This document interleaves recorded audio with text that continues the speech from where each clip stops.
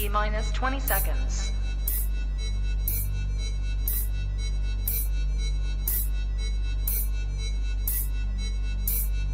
10, 9, 8, 7, 6, 5, 4, 3, 2, 1, 0.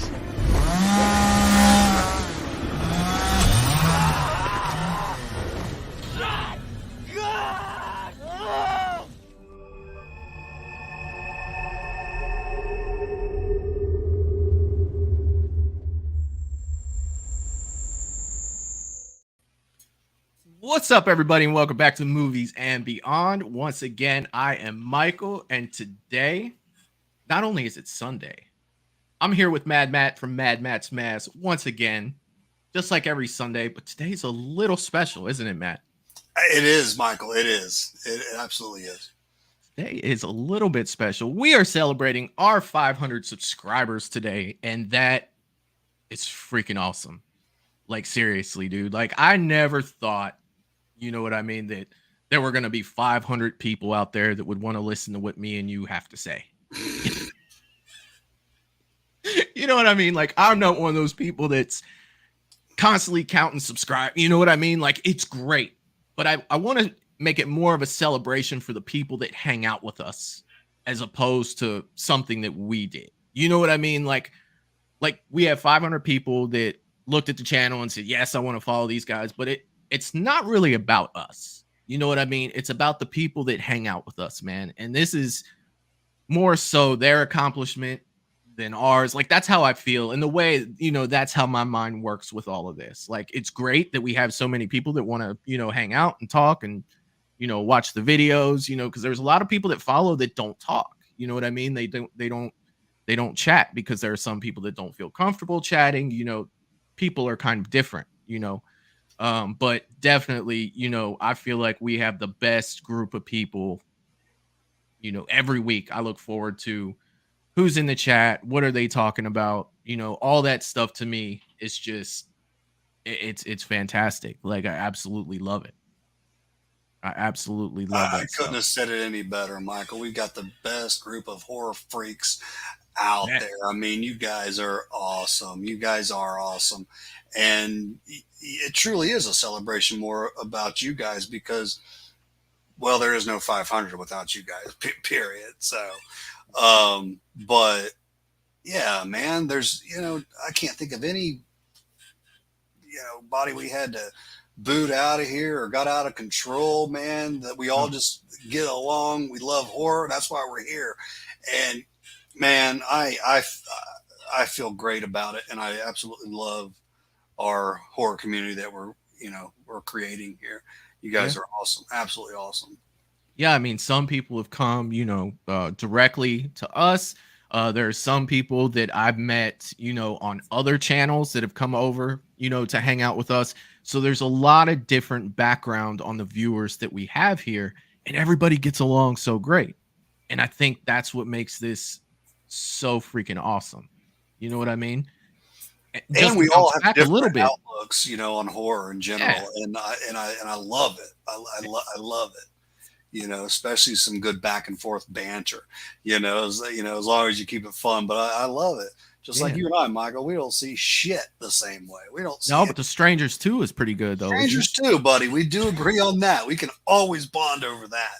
And for those of you who have not seen, we were just talking about that backstage, that movie kind of went under the radar. And if you've not seen that, and especially if you're a fan of the first one, first off, you should go watch the first one first, The Strangers. But Strangers Pray at Night is awesome. I loved it. Such a good horror film. Let's see who we have in the chat tonight. Let's see who we got going on here. Val's in the chat. The General always gets a salute from Movies and Beyond. Congratulations, Michael. I can't wait to see what this next year brings. You know what, Val? That is so sweet. Thank you very much for that. Like seriously. We're gonna have some great stuff. I'm thinking big. I'm thinking big. You know, getting started with this channel, you know, this channel started roughly a year ago, but I made it a year ago. You know, and I would do a little video here, a little video there. And I haven't taken any of my videos off. So if you want to see a babbling Michael with a bunch of like edit clips through it, you should check out like my first couple videos, because it's me like trying to get my point across. And you can, if you pay close attention to my videos, and I love to bash myself, you guys, I absolutely love it. It's like, it's fantastic. You could see how many little edit marks there are through, because I'm cutting out pauses. I'm cutting out me saying the word like a million times, you know, and I just don't look comfortable. But I never want to take those videos off, because I don't want to forget where I started. You know, a lot of channels, once they get so far, they're like, oh, I'm cutting off my first few videos because they were trash. I'm not going to do that. You know, I like to go back and watch those sometime and just, you know, kind of smile and be like, oh, man, God, you couldn't even say, you know, a sentence. And I'm right there with you, Michael. I haven't done near the videos you have, but I feel the same way with you know, I do some personal walkthrough videos of my own collection, you know. Yeah. Oh man, my first one, it's like and this is it's the Predator. It's the fucking Predator. It's right here. Yeah, it's the Predator. Yeah, man, I know what you're talking about, but yeah, the whole camera thing and people watching. Yeah. You know, man. Yeah. But I'm the same way. I wouldn't want to take them off, and I can bash myself better than anybody. Yeah, it's almost fun. And that might be something I need to talk to a psychiatrist about at some point in my life. But, you know, Lydia's in the chat saying, hey, everyone, and congratulations on 500. Thank you, Lydia. I appreciate that. Thank you, Lydia. Good to see you on here. Yes! Landon Kennedy is here, and he is saying hi. What's up, Landon? How you doing, buddy? Landon, you are my boy. It's great to see you on here, buddy. Great to see you on here. Allison is in the chat saying 500. That's awesome. You guys rock. Thank you, Allison. I appreciate that. Thank you so much, Allison. Thank you. Let's see. Who else do we have here? Mad Mom, a.k.a. Teresa Stevens, is in the chat saying, hi, everyone. Hey, Landon. They aren't live yet, buddy, but they will be soon. And we are. What's up, Teresa? How you doing? Hello, Mother. Great to see you. Great to see you. Wayne Turner's in the chat all the way from Australia, and I know Wayne is from Australia, and he says, hi all, it's a cold Monday morning here in Sydney, Australia at 10:05 a.m. Congrats, Movies and Beyond, on 500 subs. Thank you, Wayne, and I appreciate you being here, buddy. You don't know how much that means to me, and it's fantastic, man. Someone in Australia is over there, you know, watching me and this guy talk about shit. You know what I mean? That's fucking awesome. Seriously. Yeah, that is awesome, man. Good. Thank you, Wayne. Great to see you on here, buddy. Definitely. Val is reminding everyone, welcome to the channel. Please hit that like button and subscribe if you already haven't, and share this video on your social media. Hit the bell icon to get notifications of new videos and upcoming live streams. There's no way I can do that as good as Val does. Like, seriously. No. Val, you have that's what I'm talking about. See? What Val said, you guys, like, seriously. Thank you, Val. Awesome. Oh, shoot. Here we go. And James has entered the chat. Great to see you two guys made to 500. You earned it like the champs you are. Keep up the good work. I want to see you make it up to 600. All right. Keep it up. You two are awesome. James, great to see you on here. It was great to hang out with you today, buddy. Love you, man. Great to see you on here. That is freaking awesome. Katie from Popping the Popcorn is here saying, hi, friends. What is up, Katie? Katie might be joining us here on the panel in just a little bit. Come on and hang out with us. Good to see you, Katie. And Dino's in the chat saying, what's up, everyone? Congrats on 500. What is up, Dino? What is up, my man? Dino, thank you, my friend. Thank you very much. And yeah, man, good to see you on here. Jeff D'Angelo is in the chat saying, hello, everyone. What is up, Jeff? How you doing, bud? Good to see you, Jeff. Good to see you, buddy. I think that oh, no, I'm not even close. Nice. Darkroom Secret saying, hey, y'all, what is up? What is going on? Great to see you, Kim. Great to see you, my good friend. Tristan Mobley's in the chat saying, Yes. "What's up, Matt?" Man, great to see you on here, Tristan. Always, my friend. Always good to see you. Let's see. James is saying, "Matt, Mike, you two are champs. Keep up the good work." Thank you, James. I appreciate it, buddy. Man, I'm glad somebody thinks so, James. Yeah. Man, right back at you, buddy. You're awesome.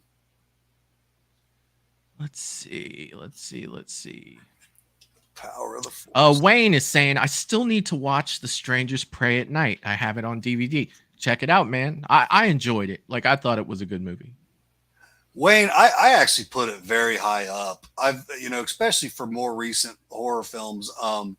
Definitely check it out, man. It's killer. It's killer. Simple too.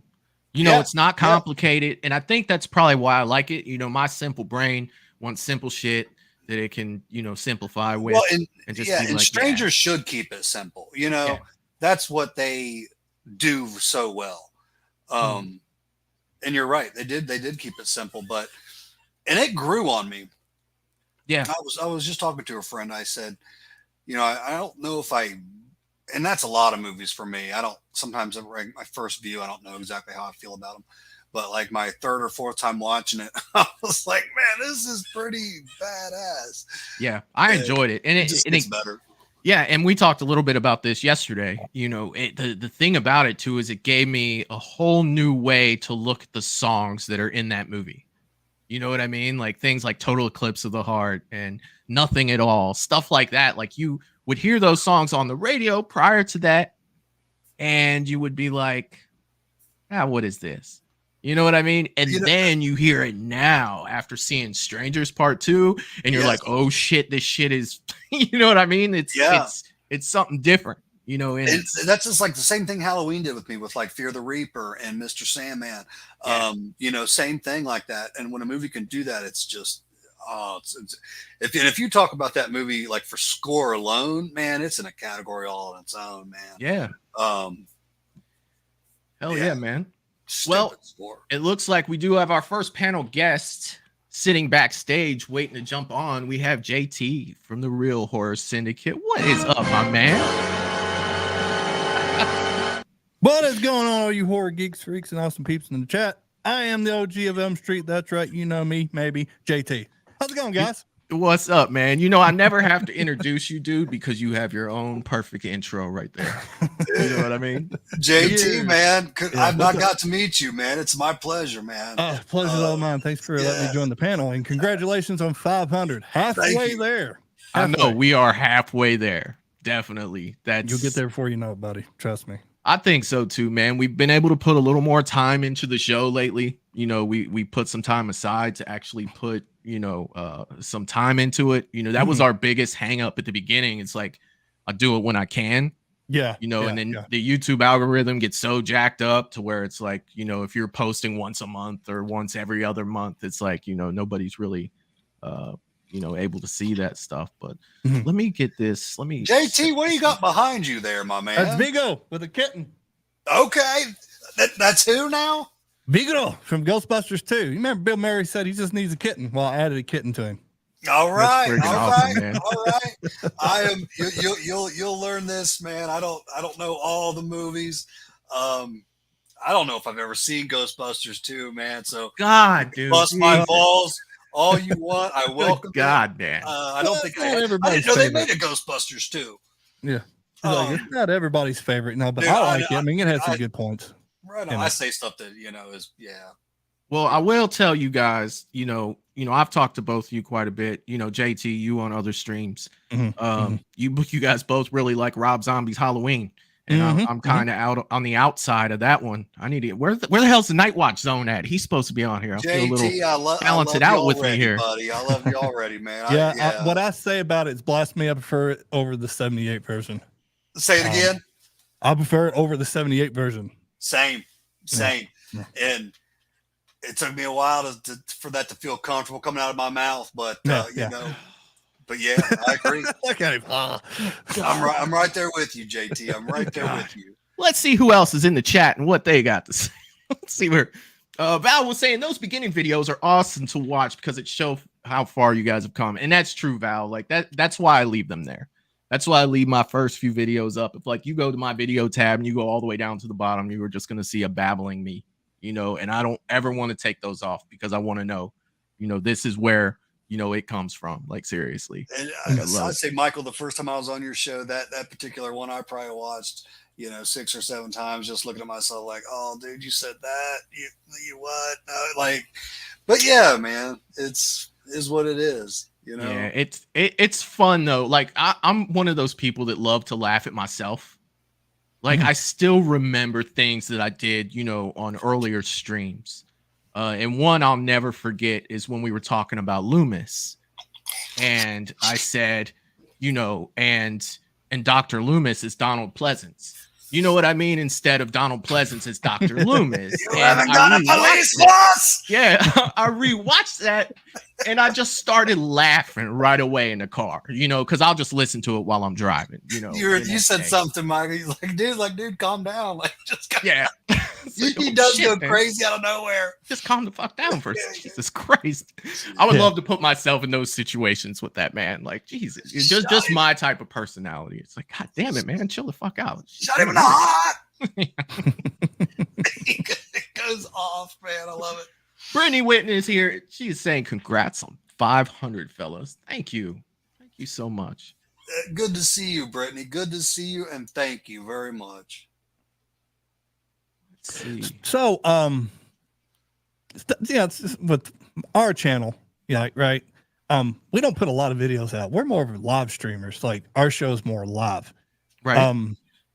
Is that something you're going to constantly hit, or are you just going to do like live content and then videos and what I like to do? If I see like a cool trailer's out during the week, you know, I'll shoot a little video up about it and say, hey, this trailer's out. Let's check it out. Let's talk about it a little bit. We every Sunday night at 8, you know, we go live. Yeah. Regardless, unless something comes up, you know, to where one of us can't be here, or, you know, either of us can be here. For the most part, we go live every week. I'd like to get to do more live streams, but it's hard to schedule between the both of us. Yeah. Because of the amount of things that we have going on during the week. But I mean, right now I'm fortunate enough right now to actually have a lot more time to where I can get on a little more. So a lot of times, you know, during the week, if something comes out and you know, I know that the people that come to my channel are interested, you know, I'll throw up a live in the middle of the week, like, hey, you know, like The Walking Dead's doing this, because I have a lot of Walking Dead fans, you know, that are in my chat. Stranger Things, they come out with something. I got a lot of Stranger Thing fans, you know, and I'll do that. But for the most part, it's we try to do a live every week, and then with some videos sprinkled in. You know, we'll do some shorts sometimes too. Yeah, that's about where I'm at. I don't like. I gotta have a good idea for a video, right? I don't like putting the same thing everybody else has out, you know. So like, well, I got an idea for this video, then I'll see what's out there, and if it's the same thing, I'm like, okay, I'm not gonna do that. I'll do shorts, but dude, shorts are hit and miss sometimes. You know, it's like one thing I've noticed about shorts too, and I will tell you guys this: time matters on when you put that short out. Like if I put a short out at noon, I'm not really gonna get anything. If I put it out at 6 o'clock at night, all of a sudden this just banged up to 1,500 in like 20 minutes. Mine's reversed. Is it really? Well, yeah, mine's like about, well, some days. Like Friday, it wants me to put it out like 9 at night, but like during the week, it's like noon. So you got that lunch crowd. Yeah. And it's like, well, I work third, you know, so me and Zero work third. So that's why, I mean, we'd love to do a show in the middle of the week. That's why we wanted to change the show, like the setup, and which we did. We're almost done. And we did Saturdays. Well, you know, Night hits Saturdays, Craven hits Saturdays. And I don't want everybody's like pick this and this and this and this, because, you know, we're all family. So we're moving to Fridays. So, and that leave me open for Saturday panels or JT. You know, what do you mostly cover on your show, man? Everything horror. If it's horror, everything. Horror. Okay, so Nightmare on Elm Street. I'm a Nightmare on Elm Street guy, which I love them all. Zero's a Jason guy. Okay. his son Jay, he's coming back. He's a Predator guy, so we got the Okay, sci-fi. okay. Yeah, So is Zero a guy that's on the show with you a lot? Yes, yeah. Okay. He's my co-host, which he tries to hit the chats, but like I mostly do the panels. That's why I always try to tell him, you need to try to come over. We can do the panels because everybody sees Real Horror Syndicate. They think of me. They think I'm the only one doing it, but there's actually another person. But he's also a tattoo artist. So so he gives tattoos, and that's the reason why we're open Saturday, because he's getting a lot of clients. Okay. Oh yeah. Yeah. That is freaking awesome. Let me try to catch up in the chat a little bit. These guys are going. Let me tell you. Darkroom Secrets saying, congratulations, you guys. You guys rock. Thank you so much. I appreciate it. Thank you. James is saying 500 now. That's great to hear. Keep it up, guys. Thank you, James. And supporters like Lydia's saying, oh my God, I love the infinity pool. That was such a wild trip. Now, what's the infinity pool? I do not know. I mean, I haven't seen it. Nobody knows what the infinity pool is. I do not know. She'll clear it up for us in the chat. Yeah, Lydia, clear that up for us. James Morant is saying, congratulations on 500. You guys are awesome. Thank you. Jeff is asking, how did you and Matt meet? Oh, shit. Oh, that's simple. That's simple. Yeah. It's a freaking, yeah. It's actually a great story. I like to tell. Oh, so Michael, started coming in the booth, periodically, on the weekends. JT, I got a couple booths up at Trader's Row. I'm not sure if you knew that, but I sell horror collectibles. Okay. So Michael was coming in, and there was a horror convention coming up, Scare Fest, which is in Lexington, Kentucky. And, I had tickets, but I didn't have, I'm not the best planner. It was like I was riding down with a buddy. He had a Friday pass, but I had like the whole weekend. So like, do I go back with him? Do I stay and, hitchhike home? I didn't have it planned out. So Michael comes in and he's talking about, he's got this hotel. He's just, being a blowhard, he's got the hotel. Yeah, totally. I knew you didn't have a hotel. Yeah, that's why I did it. Face. Yeah. He's got a hotel. He's got this and that. Yeah. So I started. The limo was taking me down. You know what I mean? Like it was great. So my wheels start spinning. I just looked at him one day. I said, buddy, and I'm telling you, Michael, we had probably met twice, 3 times at the most. Under 5 probably. And I said, man, I tell you what, you pick out any mask in here you want. It's yours if you let me sleep on your floor. Yeah. And I really didn't know him that well from Adam. Well, I figured if you were fucked up, I knew where you worked at. I was just gonna come up. So that's what we did. Man. I ended up putting what I get in your hands. Was it a Kills mask eventually? It was Ends. God damn it. It was. So Ends. I got him. Yeah. I picked it too. So that was when we thought it was going to be awesome. Yeah, I suckered it in with one of the shittiest mask ever. And I get a nice freaking comfy. I still got the tag on it. What's your return on that, by the way? but I'll tell you this, guys. That trip, man. We didn't know each other that well, but buddy, after that trip, I was like, man, I got a friend here. We absolutely had a blast. At the convention, the after parties and stuff. And, we met a lot of cool people too. Me and this guy, Michael, we just clicked, And, so yeah, that's how we met, man. And we're going to make it a mission. We're doing every Scare Fest now and we're going to rock it. But yeah, that's how we met, man. It was very cool. And I still appreciate that. Michael, I mean, all jokes aside, he didn't have a clue who the hell I was. And he welcomed me, into his room and his space, and it was awesome, man. Horror fans, man, it's like, dude, they're not everywhere. You know what I mean? Yeah. Because I think you are close to me. Yeah. Now, where are you? I'm like an hour and 40 from Indy. Oh, okay. So I think because have you ever heard of Memphis, Indiana? I have. That's where I'm at. Okay. That's where I'm at. Now, how far are you from like Brookville? Brookville? I don't know. Well, how far are you from Louisville? Let's go here. Okay. So from Louisville, I'd say we can be in Louisville in an hour and a half. The hour and 30. That's what I was going to say. Yeah, because I'm about probably 35 minutes from Louisville. So like I said, we're close. Yeah, I did a lot of vacation up in Brookville, Indiana, as a kid. You going down to Scarefest, JT? I got to ask Daryl because I know we want to hit conventions a lot. Yeah, So Scarefest it's like- is a big one. And Yeah, it's especially, like- you said he's a Friday the 13th guy. Oh, yeah. Yeah. So yeah. Amy Steele's going to be there. Adrian King's going to be there. Trish from Part 4 is going to be there. Kane Hodder's going to be there. And Laura Perk Lincoln's going to be there. Yeah, he never met Kane. I met Kane twice. Yeah. And so I'm sure he wants to. When is it again? October.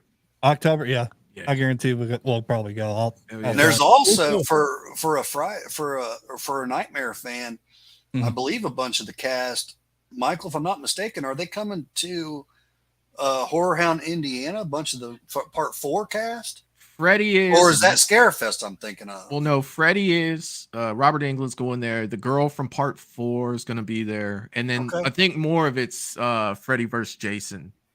Okay, I do believe they've added quite a few from 4. Yeah, I'll have to check it out. Yeah, that's my bucket list to meet Robert Englund. Not to get an autograph, just meet him. You know what I mean? You know, I'll just get the autograph and then you can sell it to me, JT. It's all good. I mean, if you're the type of guy, I'll probably just give it to here. If you're going to take that much time to stand in his line, get an autograph, man. Yeah. If I get an autograph, I'll probably get it tattooed because, like I said, Zero's a tattoo artist. So I might tell him, bring your stuff. Because we'll do it right in the hotel room. Yeah. Oh my God, Jesus, guys, I am so. And that's such a cool idea that people do. You know, get the tattoo of the autograph. And I've thought about that, but it has got to. Well, I'm running out of room, but it's got to be that guy. Or that's really Robert Englund for me. Like, yeah, I probably would have done it with Doug Bradley. I got to meet him the past Horror Hound, and I love that. I love that dude. Because I got all these, and if I didn't have all these, I would actually probably get my plan was to get a Freddy sweater ripping through my flesh. And the top of the glove is right here, but not the razor. Yeah, but I got all these and I love them. But that's when you get over. It's like, damn it, I should have did this. Let's see. Jerry Wilson is saying, I'm here. What's up, Jerry? Jerry's a Patreon member, too. So I want to thank Jerry for being here. What is up, Jerry? Lydia's a Patreon member. Teresa Stevens, Mad Mom, is a Patreon member. And Matt, recently, you are a Patreon member. And I want to take just a minute to say what's up to my Patreon people, because they definitely have been hanging out with me a lot lately. And I definitely appreciate all of you guys that hang out with me on Patreon for sure. And I want to check as much. Don't come at me that I'm a dick. You know, my time is limited. I want to check out as much as I possibly can, Michael, and I'll do my best. Hell yeah, man. Yeah, they kill me through the week. Jerry, good to see you though, buddy. Good to see you, man. Yeah, definitely. Lydia is answering your question, Matt, and saying Infinity Pool is a horror movie that came out earlier this year about a couple who got on vacation at an island resort. Cue the something is not quite right. Here, horror card shit gets wild. That sounds stupid. I'm just kidding. I'm just kidding. Don't listen to that guy. Sounds interesting. I've not heard of Infinity Pool. Yeah. But yeah, thank you for clearing that up. Yeah, have you seen that one, JT? Huh? Have you seen that one? No, but everybody said it was not what you thought, from the trailer. That's what I've been at. And it's like, which I guess like the older that. I'm getting, it got to have a good story now, Okay. That's what sinks me in. It's like, it's just hard. It's like that, or my wife's like, sit down and watch this, because I'll give so many horror movies a chance, and like, you really got to grab me. Like, if it's a slow burn, I understand, but if it's like, I don't really want to pay attention to trailers because, well, look at Halloween Ends. That was a letdown. I'm sick of trailers showing too much sometimes too, though. I'm like, damn, man. Yeah, I think they should have Hills, just I teaser felt trailers. like I saw half the movie. Yeah, that's why teaser trailers. I think that's what they just need to do. Just give us 2 or 3 30-second teaser trailers. Yeah. And I think a lot of movies will be better because that's the problem. Trailers just gives way too much info. Yeah, Michael, there. it was a good. Michael brought up. Imagine, like, JT guys. Imagine going into the theater on Halloween Kills and not knowing anything about that firefighter scene. How cool would that have been, man? That's like the bus scene in Texas Chainsaw Massacre on Netflix. They should have never showed it. They should have just, seen the bus. The bus goes past him. They never should have showed him getting on the bus, because then you knew what was going to happen. When you got there, it's like, well, I already know what's going to happen. Sure. Yep. Yeah, definitely. I mean, it's not only do they show too much sometimes, man, they give a false perception of what the movie's about. Cue in Halloween ends. You know what I mean? Again, I hate to bring that up again, but it's just like, I think that I'm going in there for one thing and I'm getting something totally different. There are a lot of people that were just like, hey, this movie was awesome. It's like, like if it was a side story, it'd be decent. If Mike wasn't in it, it'd been decent, but I wouldn't want it to end the trilogy. You know what I mean? Like that was the biggest thing for me on that. And I'm sure that we'll probably I'll get baited into Halloween Ends at some point. If night's coming, I'm staying silent on Halloween Ends. I don't even want to get started. Yeah, I don't even want to get started. I don't have that energy, man. You don't have that. You don't have that gas tonight, man. You can't. It's like what you said. You nailed it. Like I went in and thought this was going to be an epic fight, and we didn't get that. That's what I hated about it. It's like everything on Instagram, the final showdown, showdown. I get it. Sure, it beat me up, man. It really did. I was so mad. I text Zero like 4 a.m. like, what the fuck is this? He went, I know, dude. I know. Like, what? I did the same thing with Michael, because it was funny. I watched like the intro, and that's probably my favorite part, just because it's such a shock value. The kid falling, and like after that, the credits hit. I think I text Michael. I'm like, dude, this is pretty cool. I'm excited. And then he probably didn't hear from me for the next 2 hours. And then what was the next text? What was the next text came through? This is dog shit, or like it was something like that along those lines. I was like, that was some bullshit. You know what I mean? And it's like, if you're gonna kill off Michael, I get it. It's fine, great. But but you gotta throw him out like he did. Like just disregard. Everything. Like you couldn't have gave him some energy at least. Give him the sit up at the end. Well, see, here I go, guys. I'm not talking Halloween Ends tonight. I'm not doing it. Here it is.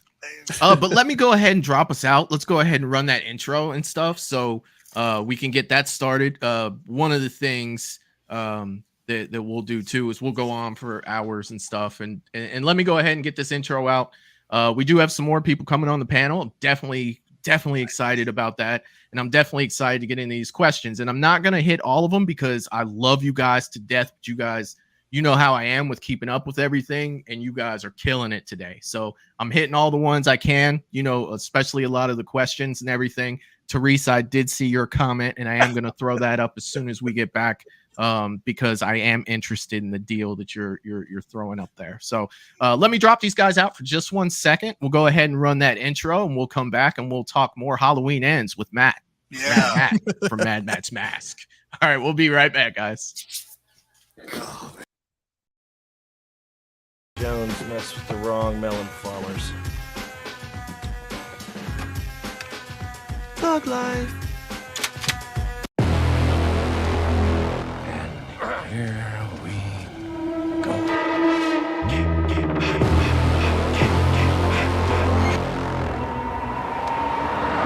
I prayed that he would burn in hell, but in my heart.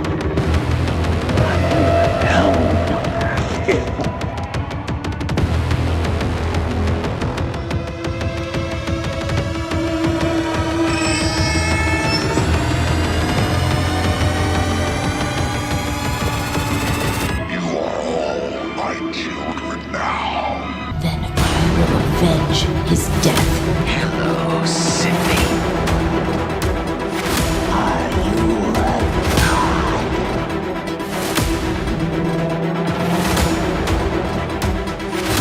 Don't you?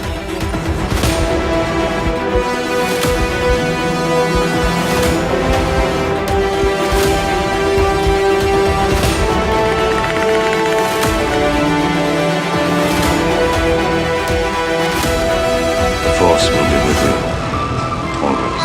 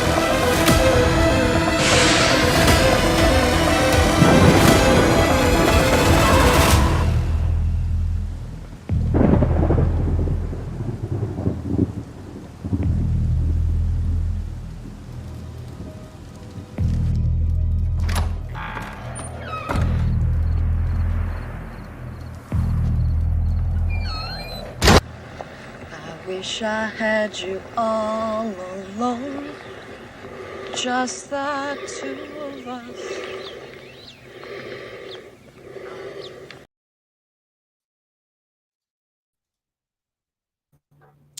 What's up, everybody? Katie has joined us as well. Katie from Popping the Popcorn. Hey, guys. What is up, Katie? Nothing. What's going on? Hi, Katie. Hi, JT. Hi, Matt. I can't hear Matt. I think Matt is muted. Let him work through those technical difficulties. I'm not muted, am I? Let's see. No, I can hear you. Okay, it's not on my end, so let It was him, on my end. I couldn't hear him. Yeah, I'll let him work that out. We can't hear you yet, bud. You wanted a little stronger than what you had. All right, Hold on let me one go second. ahead and drop this out. All right, but while he is working that out, I want to get up to Teresa's comment that she was saying up here. That is saying, Michael, I need some of that floor in your hotel room. You can't give it all to Matt. And I will let you trade in that mask, plus pick another one. Teresa, we're definitely going to have to talk about that for sure. Telling me I could throw this Halloween Ends mask back in there. That's definitely. Can't hear you. Not yet, buddy. Hi, Val. What happened there? Wayne Turner is saying Australia and horror. Let me go ahead and drop that out so he works that out up there. Wayne is saying Australia and horror, most well known for James Wan, Leo Winnell. Am I saying that right? Fellow Aussie co-created Saw, also maker of the Conjuring and Insidious movies. Wan plus directed Fast 7 and Aquaman. I didn't know he did Fast 7, but I did know he did Aquaman. I know he did. I knew Aquaman. he did Aquaman too. I did not know that. Mhm. I know Aquaman because if you watch in Aquaman, you can see Annabelle underwater. There's like a quick clip where Annabelle's actually on the bottom of the ocean. I've seen it. May is saying subbed. I appreciate that, May. Thank you. Thank you, James. Hi, Wayne. Let's see. Jeff is saying Matt, she can't because the parental control. Okay, cool. Excellent. James is saying horror fans are truly the best folks around. They're most friendliest people you ever know. Love talking horror. Mike and Matt know their horror. And that's exactly why, why I understand, that's why I let Matt, stay with me that time, dude. It's like the horror community is awesome. You know what I mean? And it's like out of all the fan bases, that I've been lucky enough to be a part of, they've always been the most accepting, the nicest, and you could just get in a conversation with anybody, you know what I mean, about anything, and it's freaking it's easy. It's definitely easy. It feels like you're going to a family reunion. Yeah, Yep. it does. It does. Go ahead and drop them out while they work on that stuff. Val is saying, I just joined your Patreon, Michael. I got the notification, Val. Thank you very much. That's awesome, Val. That is so very awesome. sweet. Thank That's you. my Congratulations on documentary 500, girl. my friend. Val is. She always, when I used to do Mondays after work, I would do, I pick a documentary and we just do a watch party, and Val was always there. Yeah. Val is freaking awesome. I was there sometimes. Yeah. So maybe I'll bring that back again. I don't know. We'll see. It was fun though. So what were like the documentaries like based on? Like making a murder, or not making murder, but like the Waco. I did that one. The Southern scandal with the Murdochs. Did that one, in the American Murder Next Door, where the guy killed his wife and his kids. It was kind of like that true crime type. Yeah, it's basically true like crime. that. Yeah. Oh yeah. Those are the best kind, though. Of documentaries. I swear to God, people ain't doing it. Honestly. Yeah, like growing up, like my mother watched all that true crime shit, true crime stuff, right? And I always used to tell my dad, I'm like, dude, if you ever mess up, she'll kill you and they'll never find you. Like she's been watching this stuff for like 30 years at this point. Like she is an expert at this point. Like there is no way. But I mean, like, I also like watching all kinds of documentaries, though. Yeah. I mean, I watch a little bit of everything. I like those movie documentaries too. Yeah, I do too. Like, what was it like to make this movie, and all that stuff like that. Yeah, the movies that made us or something like that. Yeah, that special on Netflix. Yeah, we can hear you now. We can hear you. I don't know what I did, guys. What'd you do? You broke it. Hey, I'm on. What I missed? You made it. You made it. What I miss? It's because I was just talking about documentaries. As soon as I pop on, it breaks. Oh, that stuff frustrates me. I was like, all right, I'm glad I'm back. I saw you throw your arms up, and I was like, let me just minimize him for a minute. Let him work that one out there. Now, Matt, That's about is that bullshit. Yeah. Is that a silicone mask beside you? So the Joker. Joker. Yeah. I do not own a silicone. So okay.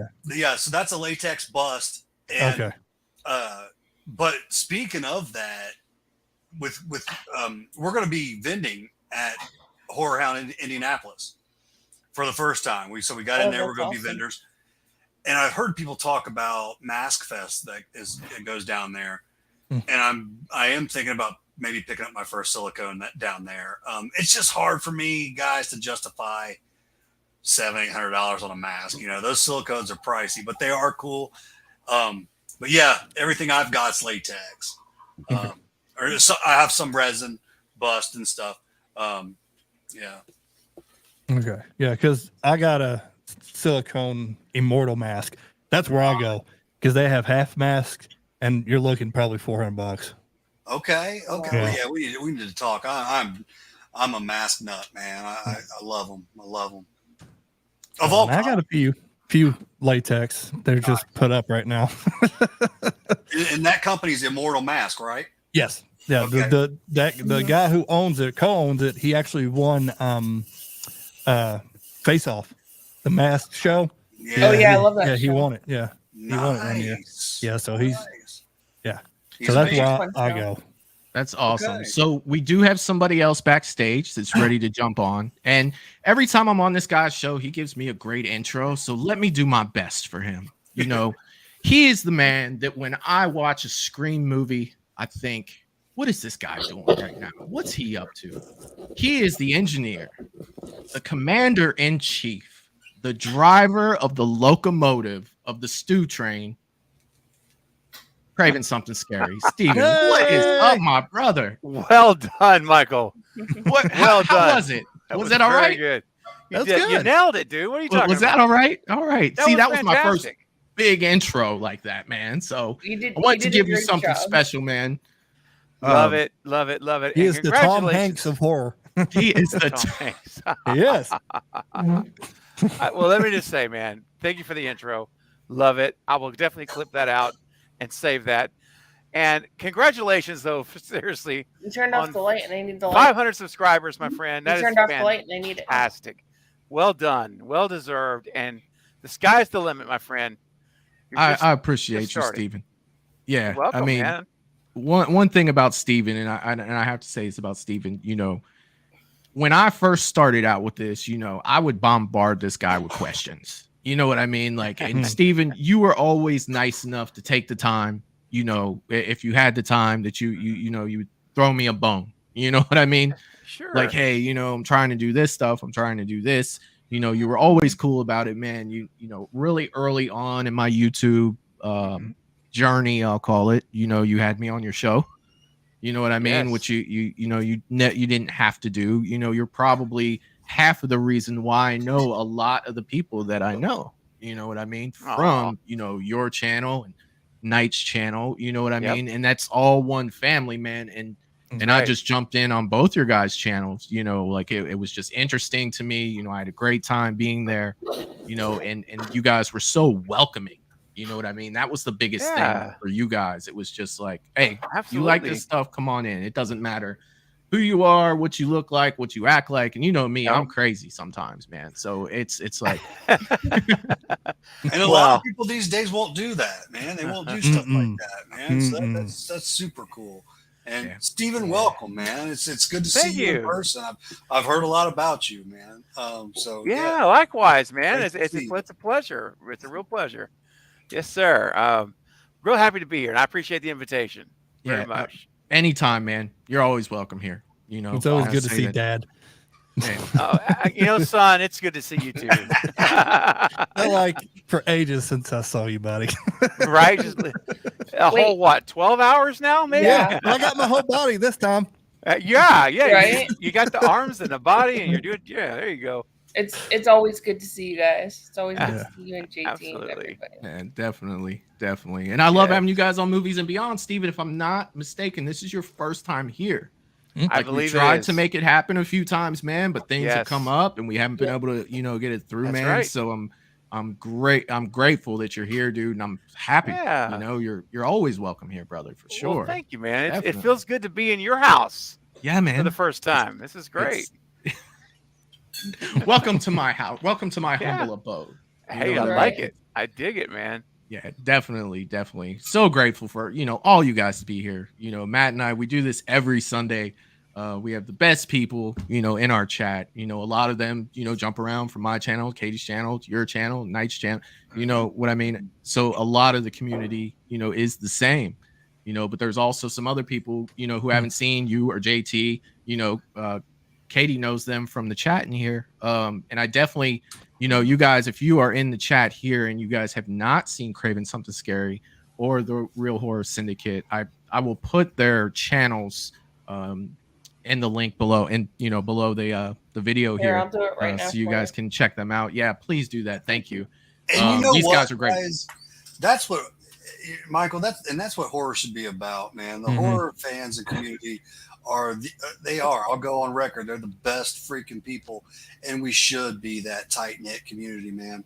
Yeah. And just look out for each other. And there's no need for any BS, man. I still feel like I'm a newbie to the horror community, and I've just seen nothing but love and respect, and I love it, man. Especially in today's world, we need it, guys. We need it. It doesn't matter. So true, man. It's Yeah. so true, and it's it's real unfortunate when you encounter some folks that just see things as a competition and not a community, and that's a real shame because I love the community. I love it when we come together and we lift each other up and we put each other on our shoulders and we carry each other and we support one another and we bring exposure to one another and we say, you know what, we can do much more together than we can alone. I agree. We can, we can. I'm telling you, man, there is no reason for us to ever be isolated on an island when we can come together and do life together. Absolutely, man. Absolutely. And I don't know a whole. I'm not a Star Wars guy, and by no means am I knocking Star Wars. It's just I have heard a lot of horror stories about like those fans can be like. Star Wars. I'm not knocking. I'm Star joking Wars with you, man. I'm totally joking. Whatsoever. But I've heard so many stories about like that their fans can be just like toxic and just nasty and Marvel too. I'm like, I want no part of that, man. I was like, I'll go to my horror guys because they are cool as shit. So I'll stay right there. But that's not knocking Star Wars. Yeah. But I've heard a lot. I've heard that they, they're fighting at conventions about this and that. You don't like this, I like this, and like, dude, whatever, man. And with horror, dude, we like horror, but we all like different shit. We do. Yeah. We all like different stuff, especially Michael and I. But there's a lot of different stuff. There's no reason to be nasty about it, man. Just you like what you like. We're all human. Right. It makes us human. But yeah, man, I love it being a tight, close knit community. Love it. Right now, somewhere the Carbonite Jedi is like, I felt a great disturbance.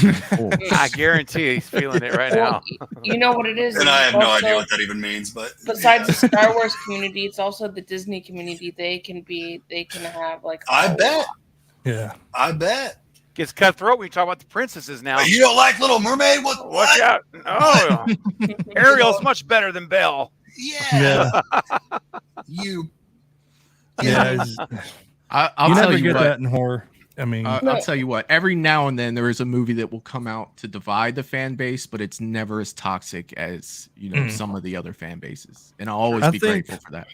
On that, yeah, Halloween Ends, I think, is the most recent. You have, people who liked it, people who didn't like it, people were in the middle. But the thing is, we love horror. And I think that's what keeps us close, like Star Wars or Marvel. It's like, trust me, I've seen it. Like at work, the people arguing over Marvel's like, dude, it's a movie. And I think horror, we know that, but put your shirt back on, dude. It's like, come on, dude. I mean, don't take your glasses off. Like Superman because you ain't, and you ain't Batman. So yeah. So that's the funny thing is, TJ or JT, is that we're all going to watch the next Halloween anyway. Yeah, it doesn't even matter. We're all going to go watch it. So what's the difference? Yeah. And don't get me wrong. When someone comes up to me and they love Halloween Ends, I want to choke them. I do.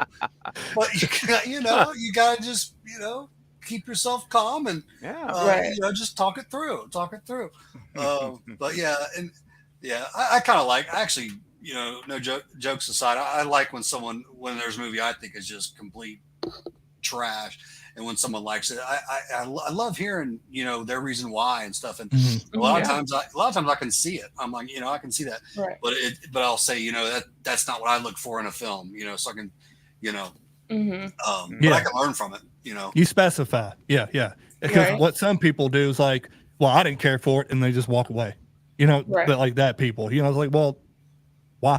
You just give me a reason why. Yeah. So that's how you can tell who's really a horror fan and really who's not. Right. And then Michael, why they don't like it. They just like, well, I don't like it. Like they want the last word, and it's like, oh, okay, dude. Well, I'm not going to hang out with you. Yeah. I learned just what you're talking about with Michael and I's conversation with Rob Zombie's Halloween. I 100% after talking to Michael about it, totally get where he's coming from. But I understand that we're looking at it and we're at different points of view. But I totally get where he's coming from on it. Well, we like our movies for different reasons. Right. You know what I mean? And that's the biggest thing I've known. And I've learned a lot working with you, Matt. Like seriously. About perspectives. I don't know if anyone's ever said that before. Here's the thing, man. You always got to study something, right? So the biggest thing is, a lot of people, they'll go in because they want something that's going to scare them. You know what I mean? And I'm so far beyond that with Halloween. Halloween's like Batman. Michael Myers is like Batman. Jason's like Superman. They're the reasons I go to root for them. Like, are they going to look good? Is it going to be cool? Is the story going to be good? Stuff like that, to where some people want to go. And I'm more of a purist when it comes to Halloween. I really like John Carpenter's original vision of it being, him just being that like that the shape, and not so much Michael Myers. He was just that it's just the shape. The shape's a perfect name for what Michael was initially supposed to be. But then you started adding story to it. I wasn't a fan of the brother and sister angle. I really wasn't, because to me that gave meaning to what Michael was doing, and that's why I didn't like that. But don't get me wrong, I like Halloween 2, I like Halloween 4, and H2O is okay. I don't like H2O. It's just like those things. And then Rob Zombie's Halloween came in and took it a step further and said, I'm going to not only he won't be the shape, I'm going to tell you why he does every little thing. Why he, to me, you just made him a carbon copy of every serial killer book I've ever read. And it made him not unique anymore. He was just a serial killer, because he's killing animals. His mom's not working in the healthiest environment. How the hell she ever got together with the guy that was like supposedly his stepdad or her boyfriend? Like, what does he bring to the table? His sister is trash. You know what I mean? Right. And it's like, you're going to tell me I'm supposed to wonder why this kid turned out to be that way? It's like right there, every bit of it. Look, you don't need to study it. Just, dude, here's what happened. He was Dahmer on steroids. It's like, watch the first 50 minutes of this movie. You know what I mean? And that'll tell you everything you need to know about this guy and why he does what he does. And the thing that always made Shape scary to me as a kid was why? Like, this could happen here. Like, there is no reason. He's not killing animals. He's not showing the signs. Just one day he picks up a knife and kills his sister. That's what made it so scary to me. It wasn't Michael's brutality. It was the question of, hell, this could happen down the street for me. You know, like this, that's what made it so scary for me. You know, that's what made me so intrigued with Michael Myers. Yep.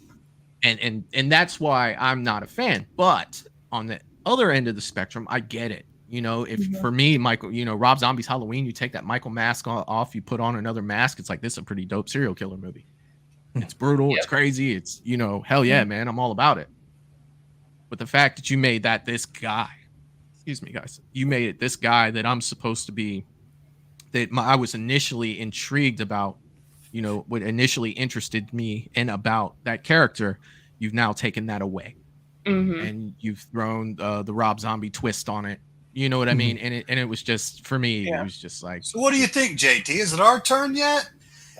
Well, no, here's the thing. I love Michael, and I like Halloween, our right? turn yet to tell the other side? But for me, when I was a kid, I'll say it over and over. I was never scared of Michael. That was the one killer that I was never. The music didn't scare me. The mask didn't scare me.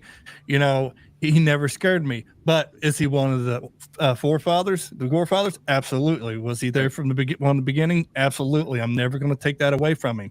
But I wasn't really intimidated of him until like 6, when he was bigger. He's more violent. You know, he was going after a baby. I mean, just one quick question, not to interrupt. How old are you? I'm going to be 40 in November. Okay. All right. So go ahead. I'm sorry. But, you know, and then here it's like, and I always ask the question, why? Why did he kill his sister? For me, there's always have to be a reason. And this is just me. Right. There has to be a reason. Like, do people snap? Absolutely. But when I grow up, it's like a 6-year-old's coming to me with a knife. What are you going to do? No. What are you doing? No. Right. But I grew up, and I'll tell everybody, my father was abusive. He was an alcoholic. So when I saw that movie, it kind of touched the heartstrings. I didn't kill animals, but, you know, then it's like, okay, he's killing animals. His sister's always picking on him. His stepfather, he's a jerk. His mom's never there. You know, this kid basically has nothing. So, when in bullying in school, he's going to snap. This makes sense. Now, the only thing with Halloween, Rob Zombies, I didn't like, he was just too tall. If he was like 6'3", oh, dude, it'd be terrifying. But 6'9", walking around, you're not going to notice somebody in a mask that's 6'9". Especially when he's standing there watching him walk across the street. It's like, dude, he's blocking the sun at this point. It's like his knees are bending. Like, it's like you don't.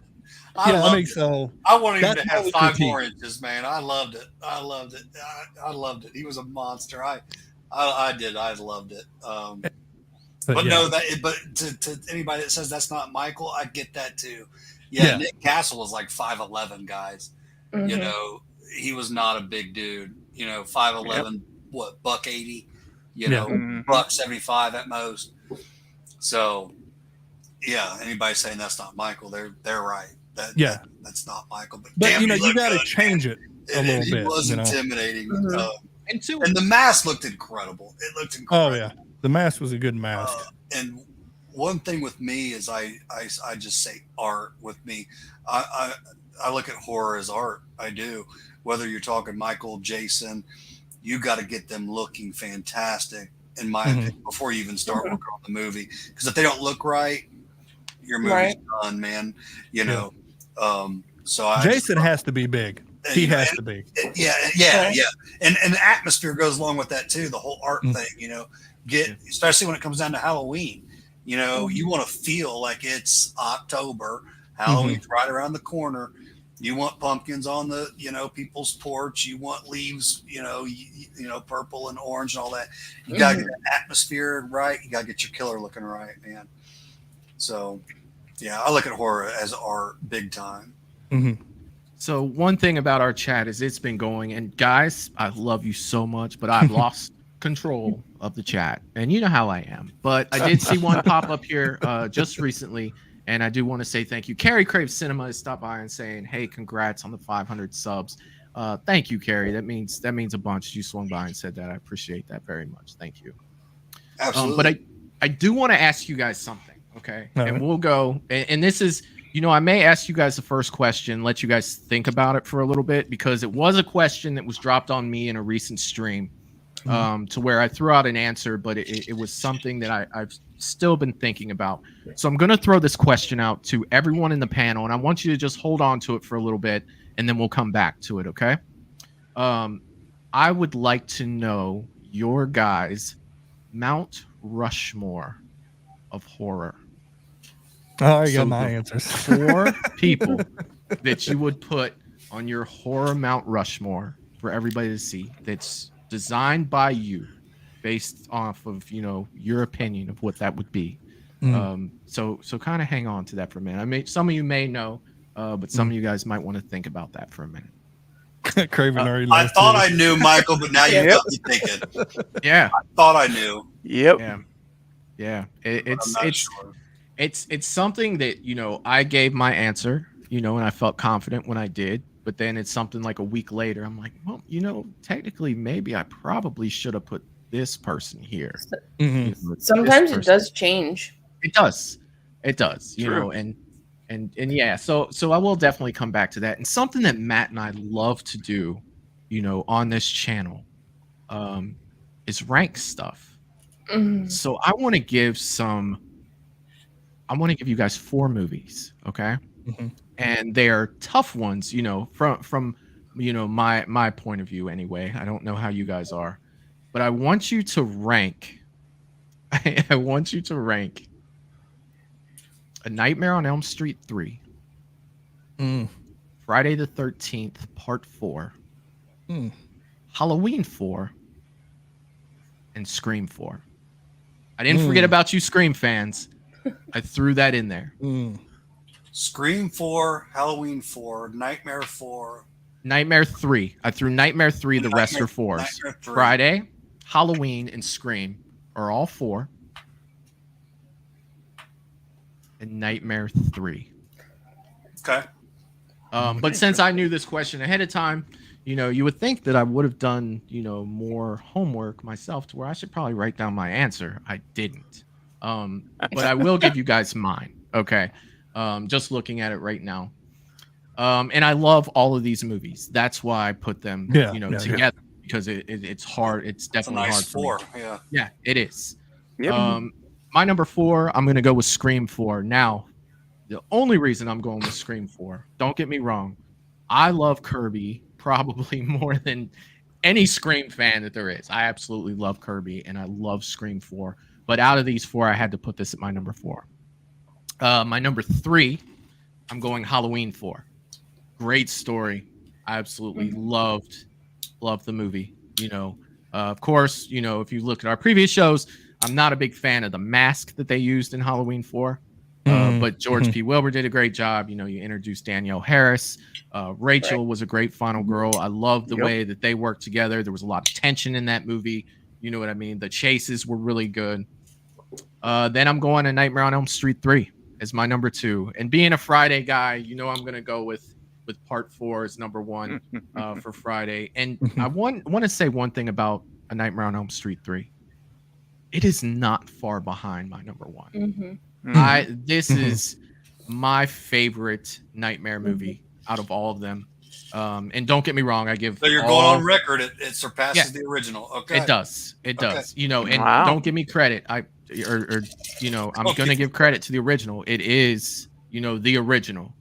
But if I'm holding those 2 movies, I'm going to watch 3 before I watch 1.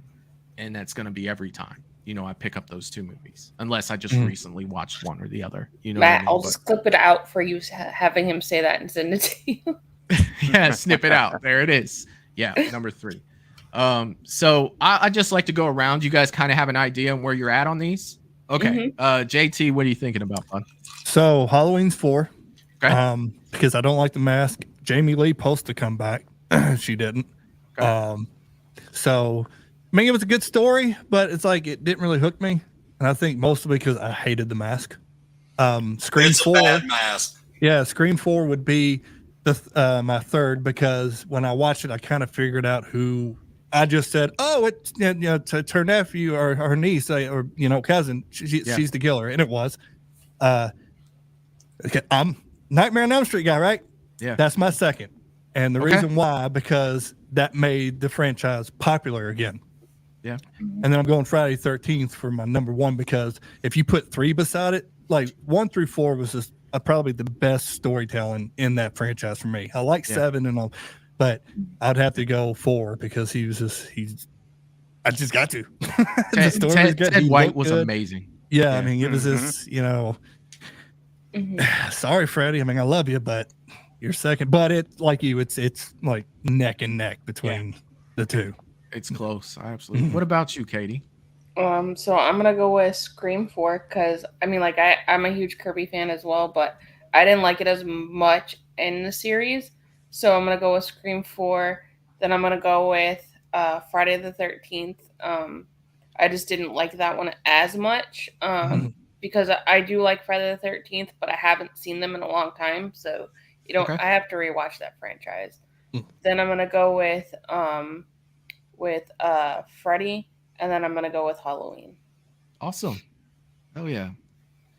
Halloween's my favorite. That's like my favorite franchise. So that's so cool. Oh, yeah. So I'm going to go with Nightmare on Elm Street 3. Right. Is 4 for me. I do like it. And if you guys know me, after the original, I'm not the biggest fan of Nightmare on Elm Street. I love the original, but the franchise as a whole, I'm not the biggest fan. But I do enjoy 3. Good, it's a very good film. I'm gonna go number 3. I'm gonna go with Scream 4. Okay. Scream 4 or Scream in general is another one I enjoy it. Not my favorite franchise. But 4 is probably, I haven't seen 6 yet, guys. I got to get around to that. So 4 is probably right behind the original for me with the Scream franchise. I really enjoy it. I love Rory Culkin. I love Emma Roberts. I thought it was a very good movie. Then I'm going to go with Friday the 13th, Part 4. Okay. I thoroughly enjoy 4, but I've got a couple that are ahead of that for me on the Friday the 13th. I know a lot of people put that as their number 1, and I like it, but it's more like a 3 or 4 for me. And guys, Halloween's my shit. So it's just, for me, it's hard for a movie to beat out Halloween. And 4 was a good intro in the franchise. So for number 1, I'm going to go with Halloween 4. Hell yeah, man. Hell yeah.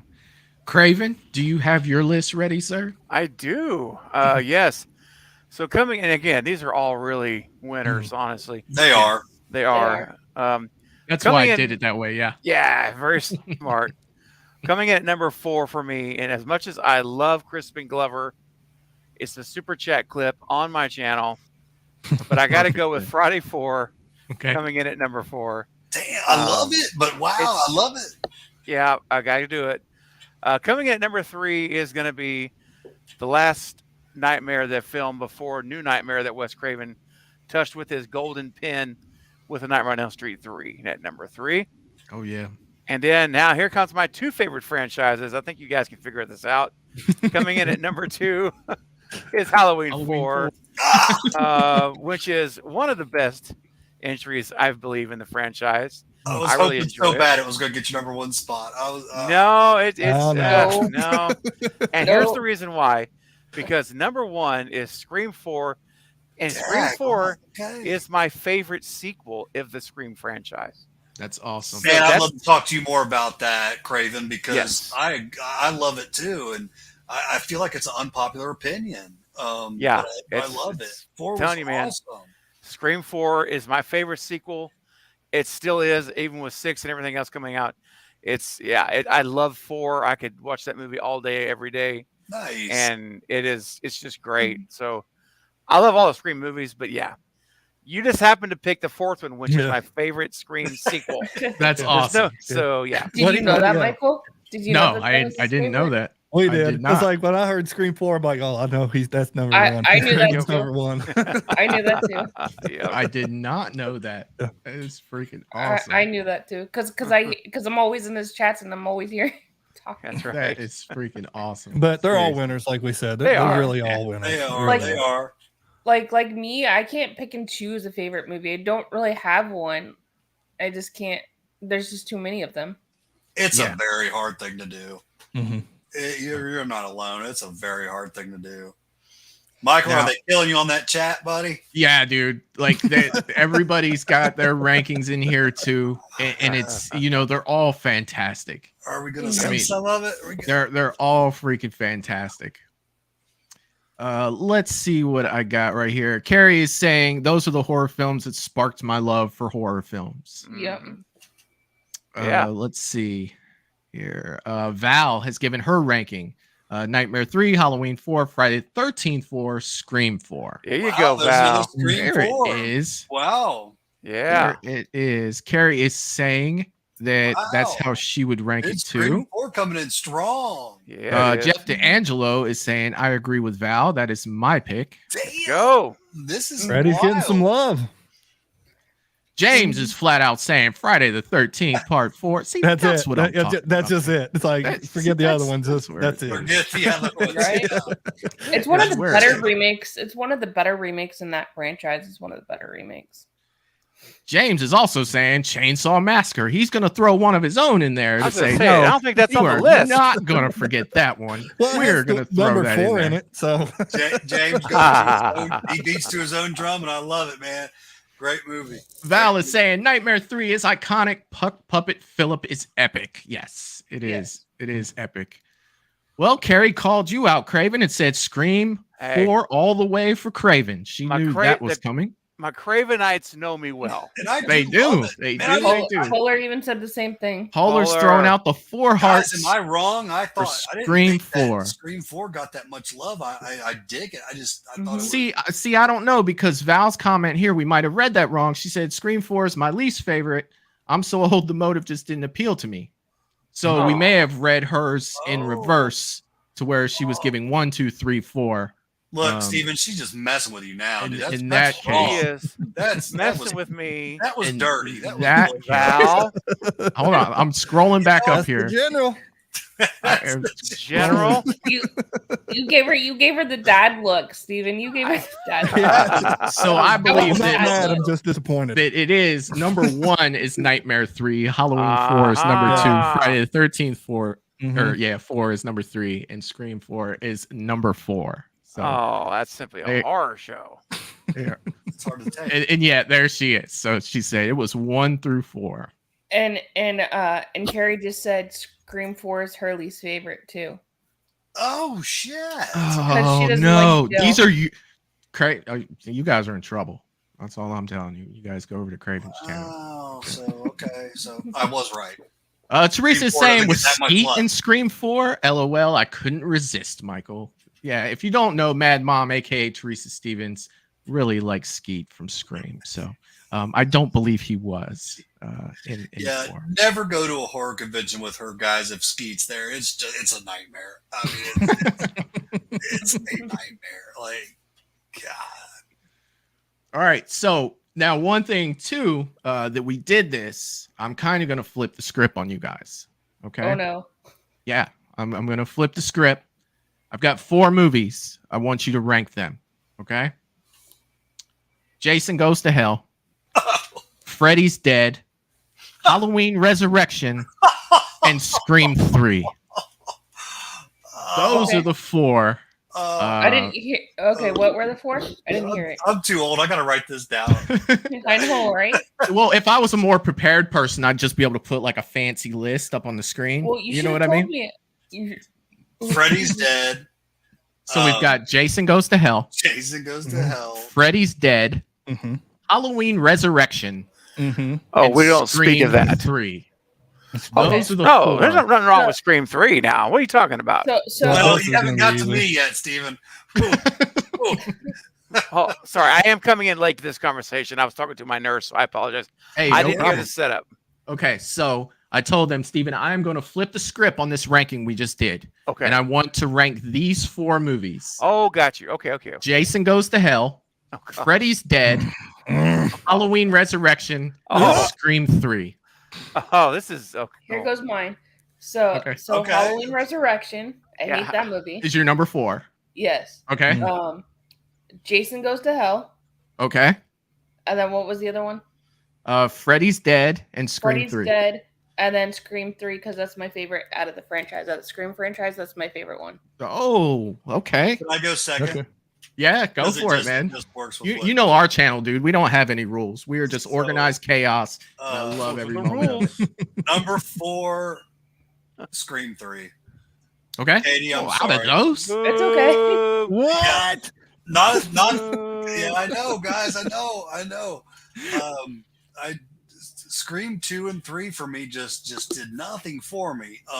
It's okay. I My love 2. opinions. Don't you have some my booze, favorite JT, very in your little underrated box? opinion. Huh? With that, what'd you say, Katie? I'm sorry. I said my opinion with Scream 3 is a very underrated opinion. Not well. I don't know. Not with Scream fans. It don't seem like. What's he doing? JT, hit the booze on your sound effects, dude. Oh, man, Come on, man. I'm in Something. trouble. Okay. There you go. So I'll say number 3. Oh my goodness, Michael, this is not an easy one. He's keeping Number 3, I'm going with. I'll go with Jason Goes to Hell. Okay. Then I'm gonna go Freddy's Dead and Resurrection. So Resurrection's number 1? Yeah. Oh God. Why? Yeah. Why? Because I at least see my boy. Oh. That's all I can say is I at least see my boy, and I did enjoy these movies. Guys, in my opinion, are just absolute trash. They all are. They are Straight up dog. Straight up. I was trying to keep it, a little cleaner, but yeah, straight up dog shit.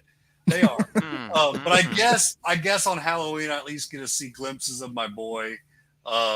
So I'll take it. Steven's still shaking his head. See, He's the like, thing that I would think is except one. if you were a big Except Halloween fan, that one should make you the most Yeah. angry. Mhm.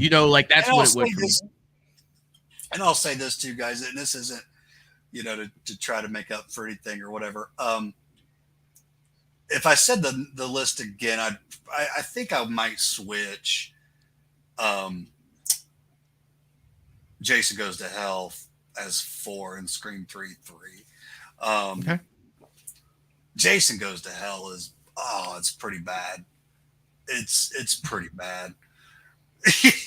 Yeah. But that's Yeah. a list that just Out of all of them, I think Jason Goes to Hell is the worst. Out of all those 3. it's so Four. bad. And Craven, you next or me? I've never been a big shapeshifter fan. Like Craven, your face is priceless right now, dude. Yeah. It is. Somebody screenshot it. It is. He's just like, oh God, what did I get myself into over here? Jeez, these guys are terrible. No, it's just. This Matt guy. Well, I'll go. Hey, go ahead. I'll go after you, man. You go ahead, Okay. bro. What you So got? 4, Freddy's Dead. I hate that film. I'll always hate that film. It literally makes me sick every time I see it. I'm like, that's how you end it. Whatever. All right. 3 is going to be Halloween Resurrection. Okay. 2, Jason Goes to Hell. And number 1, Scream 3. Because that's one of my favorites. Is Scream 3. Mm-hmm. Yeah. So, Heck yeah. Halloween's bad, but I hate Freddy's Dead. I mean, with the passion, I hate that film. It's not. I mean, I almost take the remake over that, and I hated the remake. So it's the remake of what again? Nightmare on Elm Street. Oh, I like that Yes. remake. So they're both like right there. Okay. That's what makes horror great, guys. This is what makes horror great. Oh yeah. Well, my list here is going to be very similar, obviously. But for me, last place, worst one, it's got to be Halloween Resurrection. That movie I have excommunicated from canon, along with the Rob Zombie films. So there are 3 Halloween movies that are no longer in canon for me, and that's one of them. Freddy's Dead is number 3. Jason Goes to Hell. I mean, I could interswap these 2 movies. They're so terrible. Jason Goes to Hell, I'm going to go with number 2. And Scream 3 is an excellent film with high rewatchability factor. And is it though? If it really is. In fact, if you really understand what went on behind the scenes of that film, the level of respect you would have for what that finished product is would go through the roof. And you know what, guys? I'd like to think I'm very open-minded. I'm going to give it a rewatch. I am. Do it. No, I am. And I'll get back with you because for whatever reason, I just felt like 2 and 3 didn't do much for me, but I will absolutely. I think out of 2 and 3, 3 has the better story. Okay. And there's so many factors too that I would love. I won't do it here on this stream, but I would love to chat with you that you may not be aware of. You may be. I don't know, but but there may be some things you're not aware of that it would color in the background of that movie for you. That when you rewatch it, your eyes will have a different perspective when you're watching it. Okay. And you may be like, okay, I get it. I get what's going on. Okay. And it will change. It could possibly change how you perceive the whole film. Okay. It's that big of a deal. Steven, I'm going to send you Matt's link so you can. Yeah, I would love to. If you want to chat about it, I would love to chat with you about it. I have just been my little Scream 3. It's like a soft spot for me for this movie. Yeah, he can get you on a Facebook Messenger. That's so cool. There you go. Hey, anything. It works. Yeah. So you guys have given your rankings. And I am going to go through the chat and then I will give you mine. Okay. I am excited to see what this chat's been up to. These guys are great, man. So what these guys are saying here now, I have to bring this up. A gentleman, Chris Davis. Just because I have to disagree, I'm sorry. No, it could always be worse. Anybody remember Jason X? It was so bad. So Chris, Jason X is a guilty pleasure of mine. I absolutely love that movie. Love it. I mean, I will throw the X up all day. That is something I do on my stream. Like, look, I even have the T-shirt. I should have wore it tonight, but I did wear my Camp Crystal Lake T-shirt. I absolutely love Jason X. Bipolar is saying her number 1 is Scream 3, 2 Halloween Resurrection, 3 Freddy's Dead, and 4 Jason Goes to Hell. Val is saying I love Scream 3. I love Scream 3. Heck yeah. Yeah. I love Gail's haircut in Scream 3. I just really working it for me. I just don't know if I'll ever be. I'll watch any Scream that comes out. I will, but I don't know if I'll ever just be on the Scream bandwagon. It's hang out with Craven. You will be. I was the same way, buddy. Apparently, yeah. Hang out with he knows a lot, man. He'll change you. He'll change you. Guys, like I said, I'm open for anything. Like I am. I'll review stuff, and I've had movies I didn't think were fantastic until like my 4th watch. Like some things take a minute to resonate for me. Mm-hmm. That's true. Mm-hmm. And I think the older you get too, things change. You actually look at it a little bit different. It's like, you know what? Okay. They do. Yeah, and your 40th is coming up. Just wait, because that next morning I woke up and my back was hurting. It was like I'm with you, Craven. I'm just shaking my head right now. Sorry. Wait, Halloween 4 I'm jumping up on 50 1? here. You know what I mean? Like I am too, my brother. Let me tell you. Right, I'm jumping up on that. Carrie Craig Cinema saying number 4, Halloween Resurrection, 3, Jason Goes to Hell, 2, Freddy's Dead, and 1, Scream 3, because Scream 3 is a banger. Banger, baby. It is a banger. Val is saying Buster plus Kung Fu equals endless laughter. I agree. Trick or treat, mother. Bipolar, of course she's going to bring up Cotton. Look at her. Of course. Polar knows what's up. Yeah. Val is saying, I love Uber Jason. I do too, Val. Oh, yeah. Come on now. Chris, I enjoy Jason X.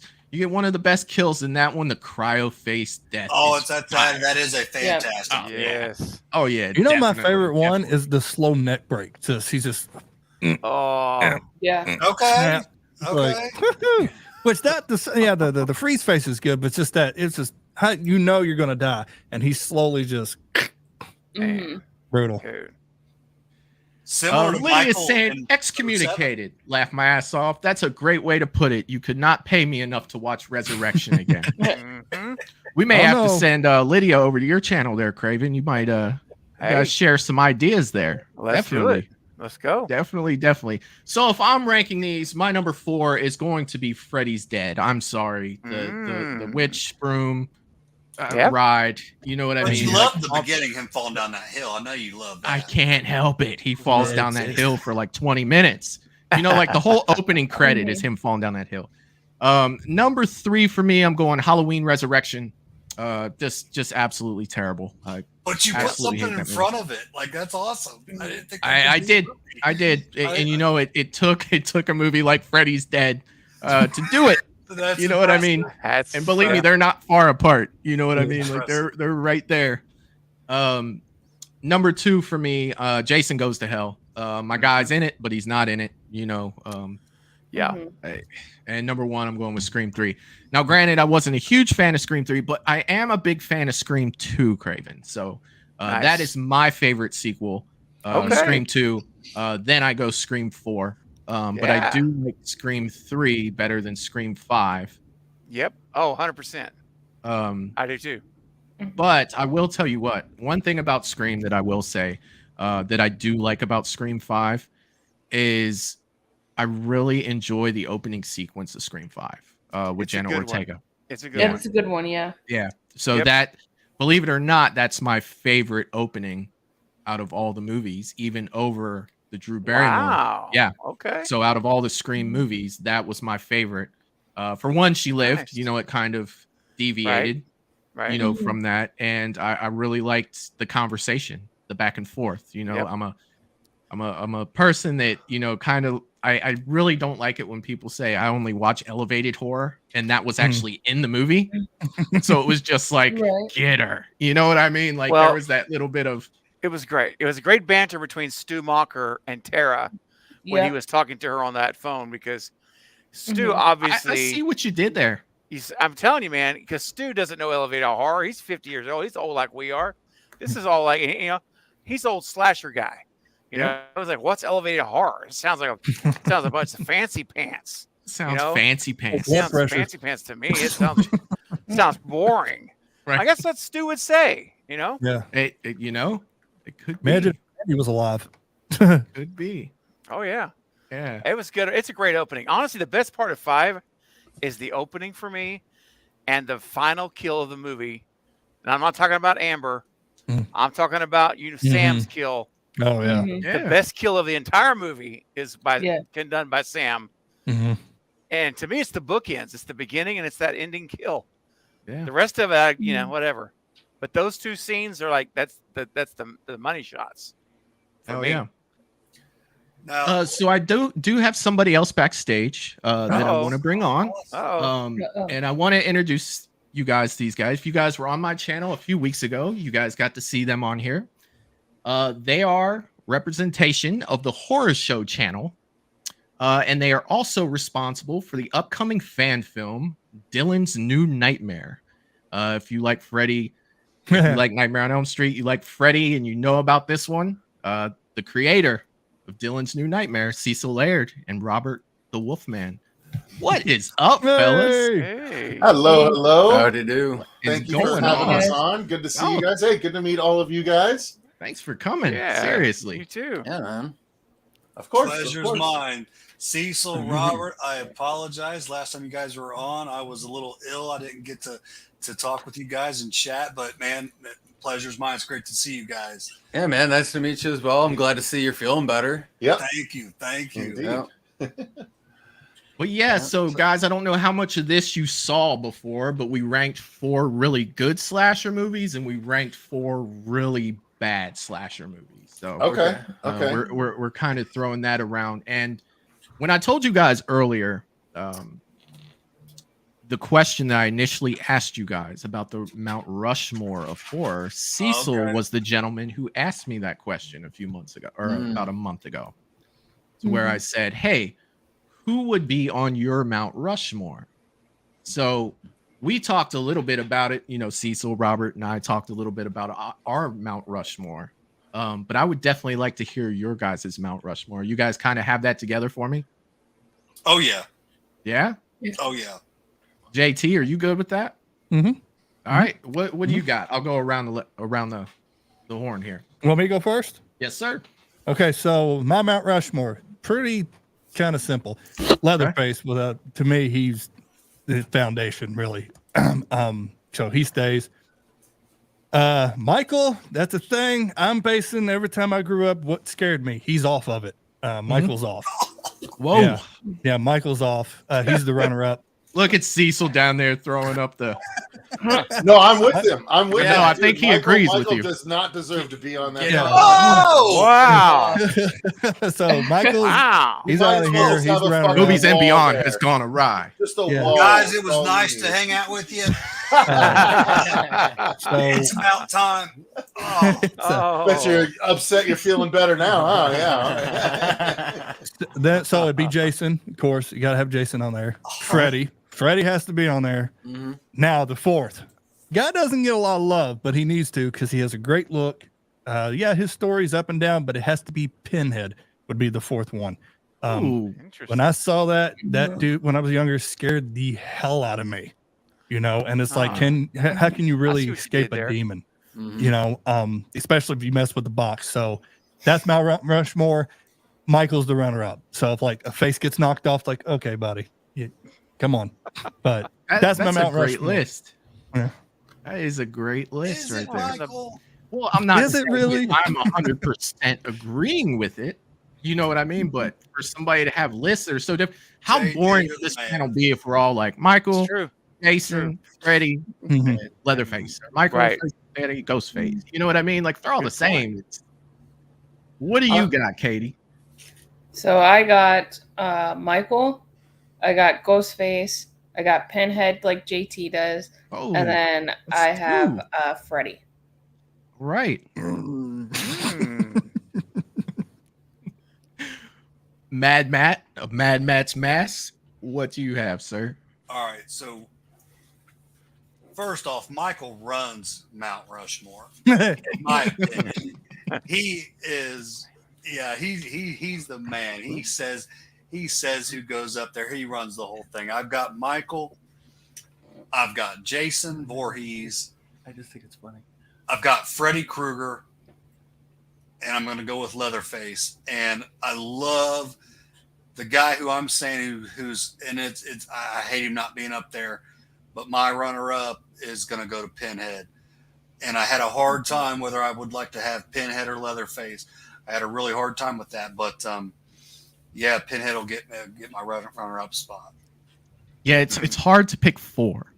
You know what I mean? It's definitely hard to pick four to say these are the four that you have to pick when you love, you know, so much, so many horror movies to say, oh, there's a spot for this person too. But it's like I really love the tall man from Phantasm. Oh, yeah. Like, I love yeah. to stick him, like, right up there on top. You know what I mean? Like, If Fuego was here, he would high five the shit out of you. Oh, right yeah. now. I'd even say for me, Pumpkinhead's a close runner-up.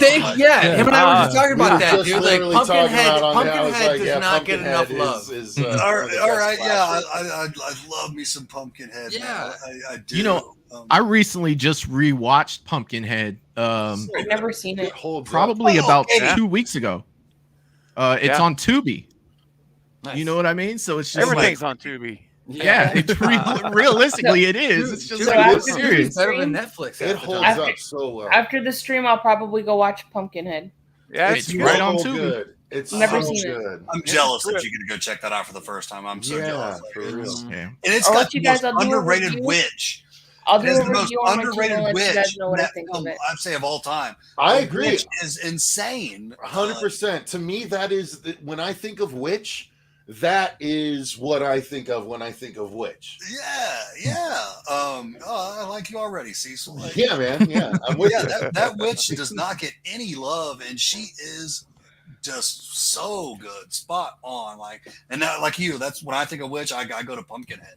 Yeah, we are planning to do a Best Monsters series where it's going to be 3 different parts because we came up with essentially like I think 40 or 50 categories of different monsters in horror, and one of them will be Witch. And I'll ruin it right now that is my best Witch in all of horror. I can't argue. I cannot argue.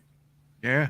She's so awesome. So scary, dude. Wow. And, like, and she is freaky and powerful, and like you don't want to cross her, and she's not even being evil. She's just helping him in the way a witch would. So like she's not even evil, and she's still like the scariest witch to me. But even when she looks at him, like it's too late. You know what I mean? Like you done messed up already. There's no. You couldn't pay me to get up to her doorstep. No, hell no, dude. Like, no. I'd be like, well, my son's dead. What are you gonna do? Yeah, just like an accident. Just like the boy in Pumpkinhead. He jumps out of the truck. He's like, that bitch scares the shit out of me. This is as far as I'm going. And then once you see it, you're like, okay, I get it. Like, I'd have done the same thing. Yeah. Of course, I probably would have got out a lot earlier. I'd say you go down this road, then you turn right here. You know.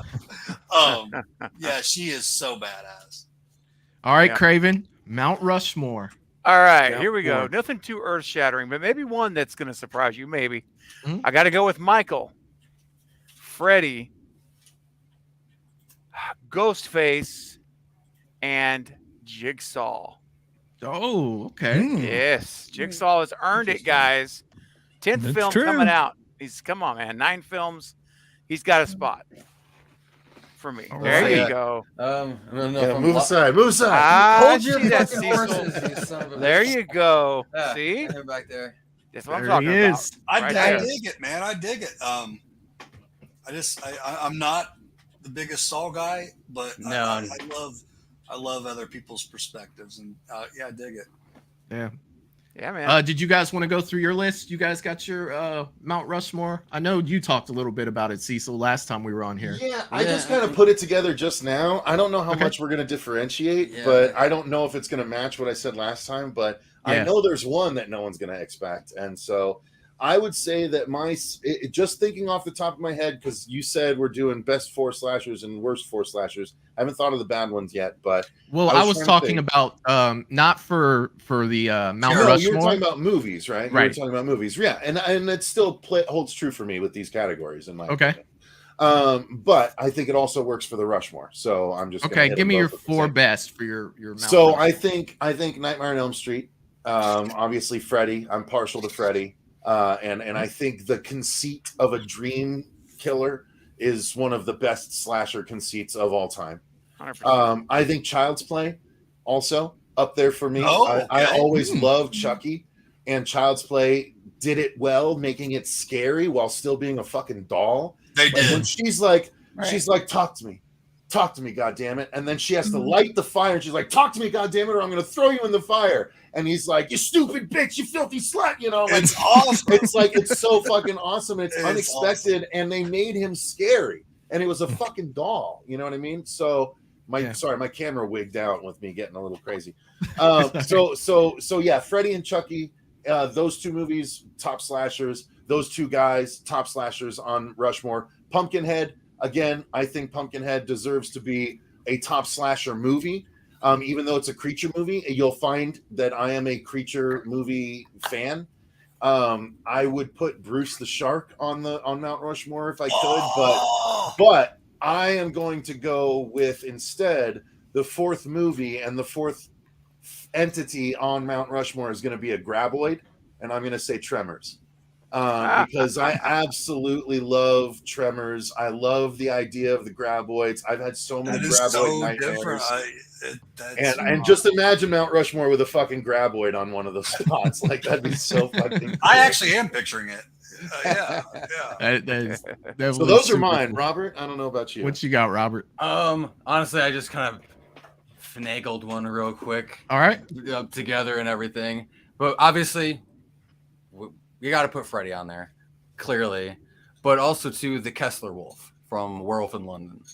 Okay. Personally, just because of how, for a pop culture stance of how long that's, or how much that's been influenced, I think that deserves to be up on there. Obviously, Pumpkinhead, like we had mentioned. and then finally also the Graboid as well. Wow. Wow. Wow.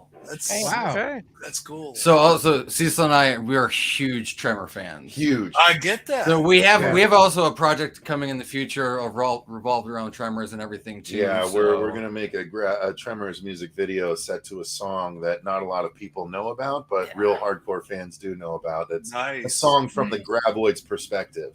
Nice. And, That's it's really cool. fucking cool. Let's face it, guys. This goes for all of us. If it's on your Mount Rushmore, if it's your last pick, but it's on your Mount Rushmore, you're a fan. Like, Oh, you yeah. know, 100%. you're talking your Mount Rushmore. Like, yeah.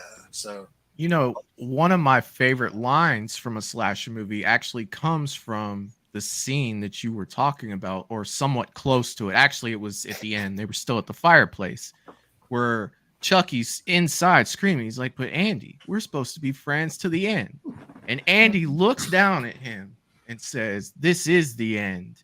And lights the match and says, This is the end, friend. Yep. And throws it in. And I'm just like, dude, that's the coolest kid in the world right there. You gotta be freaking kidding me. Like that line is, I absolutely love that line. What a catchphrase at age 6. Yeah, right. Yeah. It's like, this is a kid one being, that's a friend. kid being John McClane. Like, that's just awesome. Yeah. Like, Yeah. It's like he's been watching those movies. Like he just had it right there, man. And I absolutely you're right. love Michael. That scene. Yeah, Child's Play was so good, and they did make it scary. You know, when she goes to check the batteries, and that's when his head spins around. But I'm sorry, dude. I'm flipping shit if that happened. You know, Right. That doll, and maybe me are just going out the window. I'm done. You know, that could be a question. Who had more drive to kill somebody, Michael or Chucky? Who had more what? Drive to finish something? Because, you know, Chucky really... I'm going to say Chucky. That's what I say. I'd say Chucky. Dude, he is relentless, man. Yeah. He had the That's sadistic why I go aspect against Michael. I'm like, here's the thing, guys. My opinion of Michael is not like I like the movies, and Halloween 1, absolutely one of the best horror movies, let alone movies of all time, in my opinion. So well made, beautiful score, incredibly well acted for what it was, right? But after that, Michael Myers to me is just a walking wall. Like there's no personality to him. Jason, not terribly different, except the creativity of kills and the fact that he would fucking breathe. And like, you know what I mean? Like not terribly different. I like slashers with personality. That's why I always gravitated towards Freddy and Chucky. But Michael, he's just not, like I like the idea behind him, and I like that he's the boogeyman, but they don't play enough into the boogeyman as much as just the walking wall aspect of Michael, where he's just an unstoppable force, you know, just kind of mowing over everyone slowly. I think one of the things that made it so scary to me as a kid, you know, was my father always telling me, don't worry about the kid with the loud mouth. He ain't shit. Worry about the one that ain't saying nothing, that's just standing over there. You know what I mean? And I think that kind of translated in my head to be like, man, this guy's running his mouth. You know, he's insecure about something. That's actually why I like the Rob Zombie Halloween, almost as much as the original, because they went into that pathos or pathos, whatever the fuck. You know what I mean? Like they went into that, and like that made sense. Like I actually was like, cool, I like this backstory and stuff. Yeah. But yeah, like usually it's not that interesting when it comes to Michael. What was your question, man? Matt? You had a question just a second ago. Well, yeah, I was. I guess I'm. When you say walking wall and then boogeyman, so Boogeyman to me might be represented by the movie coming out in the very near future. We're seeing an early screening of it on Tuesday. Okay. But the creature under the bed, the creature in the closet, that to me has always been the boogeyman. And Michael leans into it, but like, forgive me, but like they had a really cool opportunity to do that shit, and then they showed it in the trailer in what was it, Kills, or was it 2018? Where they it was showed 2018 where he's in the closet. Yeah, they literally show the shit. It's like, he's not the boogeyman if you're going to show him already being in there, motherfuckers. Like, I'm sorry. Before you guys came on, we brought up that same topic. Like, stop showing so much in these trailers. 100%. No, but the Stephen King movie actually looks scary because it's a thing, right? It's a creature. Same reason I like the not knowing. Right? I love movies where it's a creature hiding in the darkness. Boogeyman, like not the first Boogeyman movie in the 90s, but Boogeyman 2 in the 90s also was actually a really good boogeyman movie that leaned on the thing in the closet, I've the not thing under seen the bed. that. I'll check that Yeah. out. Oh yeah, The it's a good sequel trailer. was actually good. The first one is like, it's not really a boogeyman kind of bullshit. But in the second one, they leaned into it like, no, let's actually do a boogeyman. And that's what I'm hoping that the Stephen King version is supposed to be, because when I saw the trailer, I was like, holy shit, like Stephen King wrote maybe like the original really awesome boogeyman story. I'm on board for this. So I will know by next Tuesday if it's like the be all end all of boogeyman movies, but I love the creature in the closet, the creature under the bed kind of stories. Oh yeah, I like the Hannibal Lecter on Rushmore too. Yeah, I just saw that comment right there. Like, I can put Hannibal Lecter on my Rushmore. I love Silence of the Lambs. Hannibal Lecter was a fantastic character. Yeah, I absolutely love Hannibal Lecter. And you know what? I never looked at him as like a slasher though. He's a serious serial killer. No, but he's damn close. Yeah, that's fair. Well, what was? Oh my God, it's slipping my mind. What was the name? They called him the what slasher? Oh God, this is gonna bug me. Somebody in the chat's gonna know. What was Hannibal Lecter referred to in the newspapers before they knew Hannibal Lecter was the killer? That's gonna drive me crazy if I don't remember. Yeah, well, we because know for Freddy was the Springwood slasher, and Freddy was the Chucky Springwood was the slasher. Lakeshore Strangler, right? Like, so everyone's got a name, but we don't always hear them. So I don't remember what Hannibal's was. I don't know. Yeah. Cecil, back to this the boogeyman with Stephen King. I have high hopes for that, because let's face it, guys. Like, especially if Stephen King goes back to kind of like some of his old school roots, man. He's proven it time and time again. He can bust out some incredible stuff. I'm kind of hoping we have that old school Stephen King feel with this movie. What we've discovered is that Stephen King, or at least in our opinion, Stephen King's short stories sing as full-length features, and his big books sing as long-form TV series. When you try and cram a big Stephen King book into a 2-hour movie, it doesn't work. Right. When you have time to expand a short King story, it fucking works beautifully. Agreed. So like, that's what this is, and that's why I'm excited about it, right? It's a short that's been given room to breathe, as opposed to a big tome that's been condensed down. Yes. And like, you lose all kinds of nuance. I found the nickname that they called him. Yeah, I just looked it up too. Go ahead, Katie. They called him the Chesapeake Ripper or something. Yeah, the Chesapeake Ripper. Okay. Yeah. So they just ripped off Jack the Ripper. Okay. More than likely, probably. Chesapeake Ripper. I would never have guessed that. Okay. No, And me neither. What I remember, it was referred to in Red Dragon, the movie Red Dragon, and then also the show Hannibal. It was on that too. It more influence on the show Hannibal. Oh, it's one of the best TV shows of all time. It was great. It's on my list, guys. It's on my list. It was For definitely horror fans, it's incredible. I've heard that. Yeah. It was a great one. I liked that one, and then I liked the Headless Horseman. That was a good show too. Sleepy Hollow. Yeah, the Sleepy I did Hollow. not see that one. That was a fun one. That was very supernatural-esque. But like, set in like New England with like New England history and stuff like that. It was pretty cool. Yeah, that's super cool. One thing I did, and I have been trying to keep my viewers up to date on, because we're all really excited about Dylan's new Nightmare. Did you want to share anything with that while you're on here before we get into the next? I don't know if anyone, if all of you guys or none of you guys have heard, but we did announce that we have a premiere of the film. But yeah, JT, what do you got? We on our show, me and my co-host, we interviewed Vincent. Oh, nice. Yeah.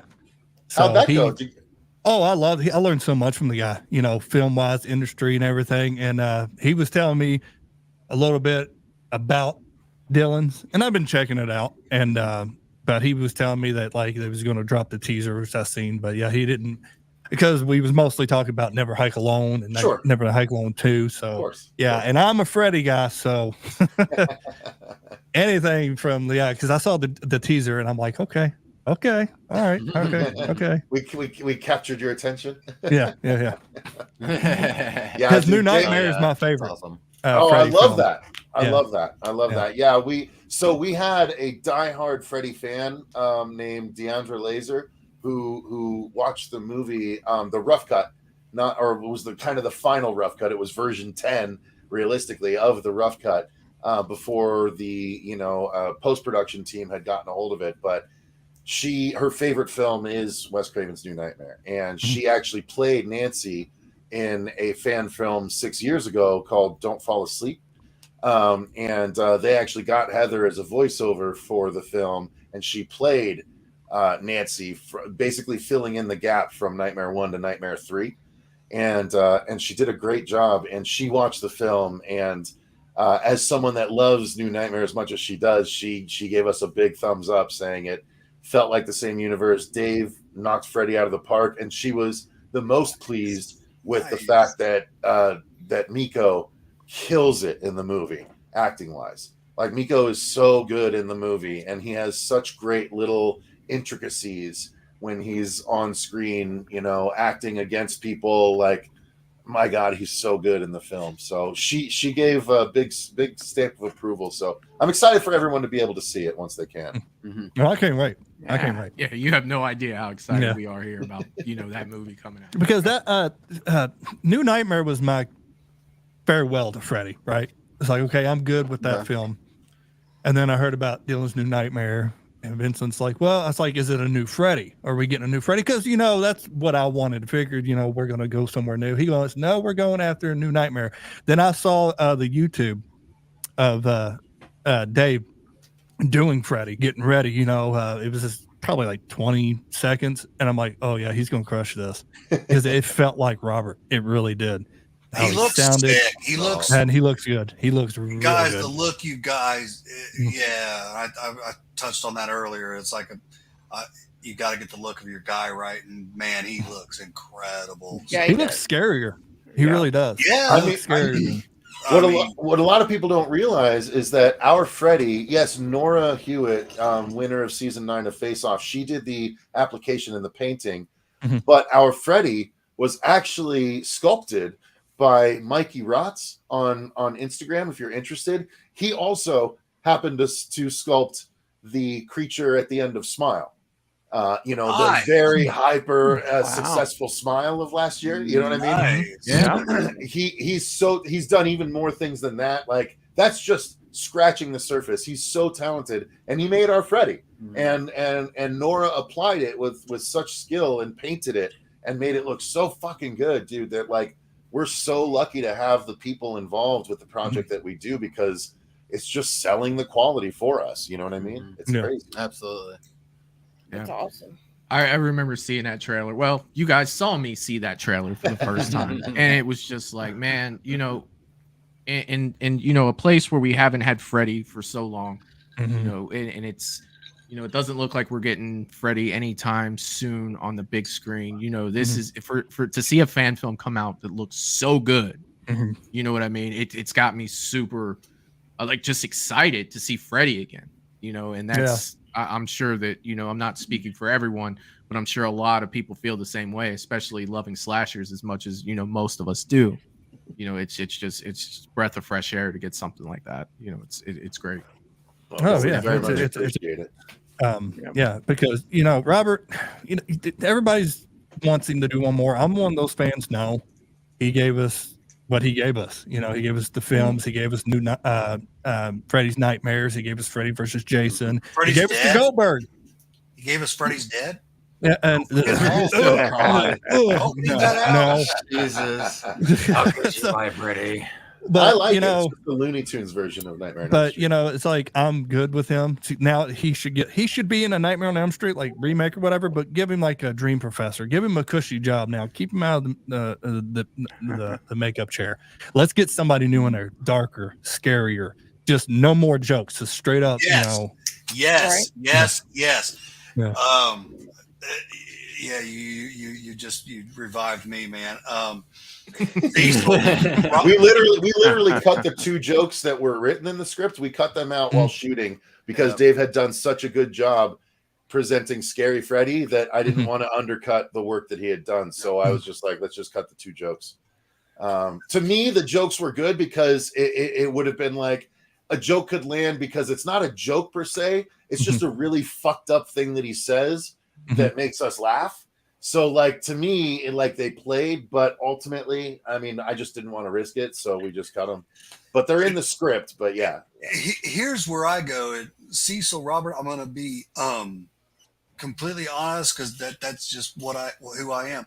I am a Freddy fan. I am a Nightmare on Elm Street fan. I'm not the biggest fan of the entire franchise. Okay. You guys, when I watched, Michael showed me the trailer, and I am 110% on board. I am. And like you said, and there was nothing wrong with Freddy having a couple zingers and a couple, good one-liners. There was nothing wrong with that.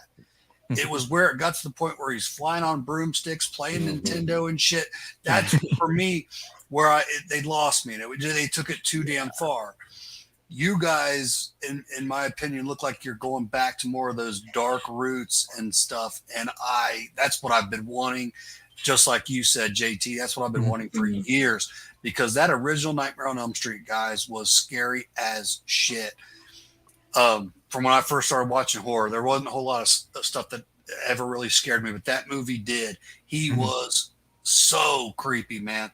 And if you can take that back to those old school roots, man, I'm so on board. And I'm so glad you guys worked as hard as you did to put this together. I'm stoked and can't wait to see it, man. Oh yeah, Appreciate that. Can't wait for everybody to see it. There's nothing wrong with the joke here and there. There's not. That's not what I'm saying. But they took it too damn far. Yeah, it's got its where place, you weren't watching it anymore to be scared or anything. You were like, "What's Freddy gonna say?" It kind of felt like an action horror. Those action one-liners. That Freddy started doing. Yeah. So yeah. And 2 scared the hell out of me. That's how I got into horror, because I rode a bus, right?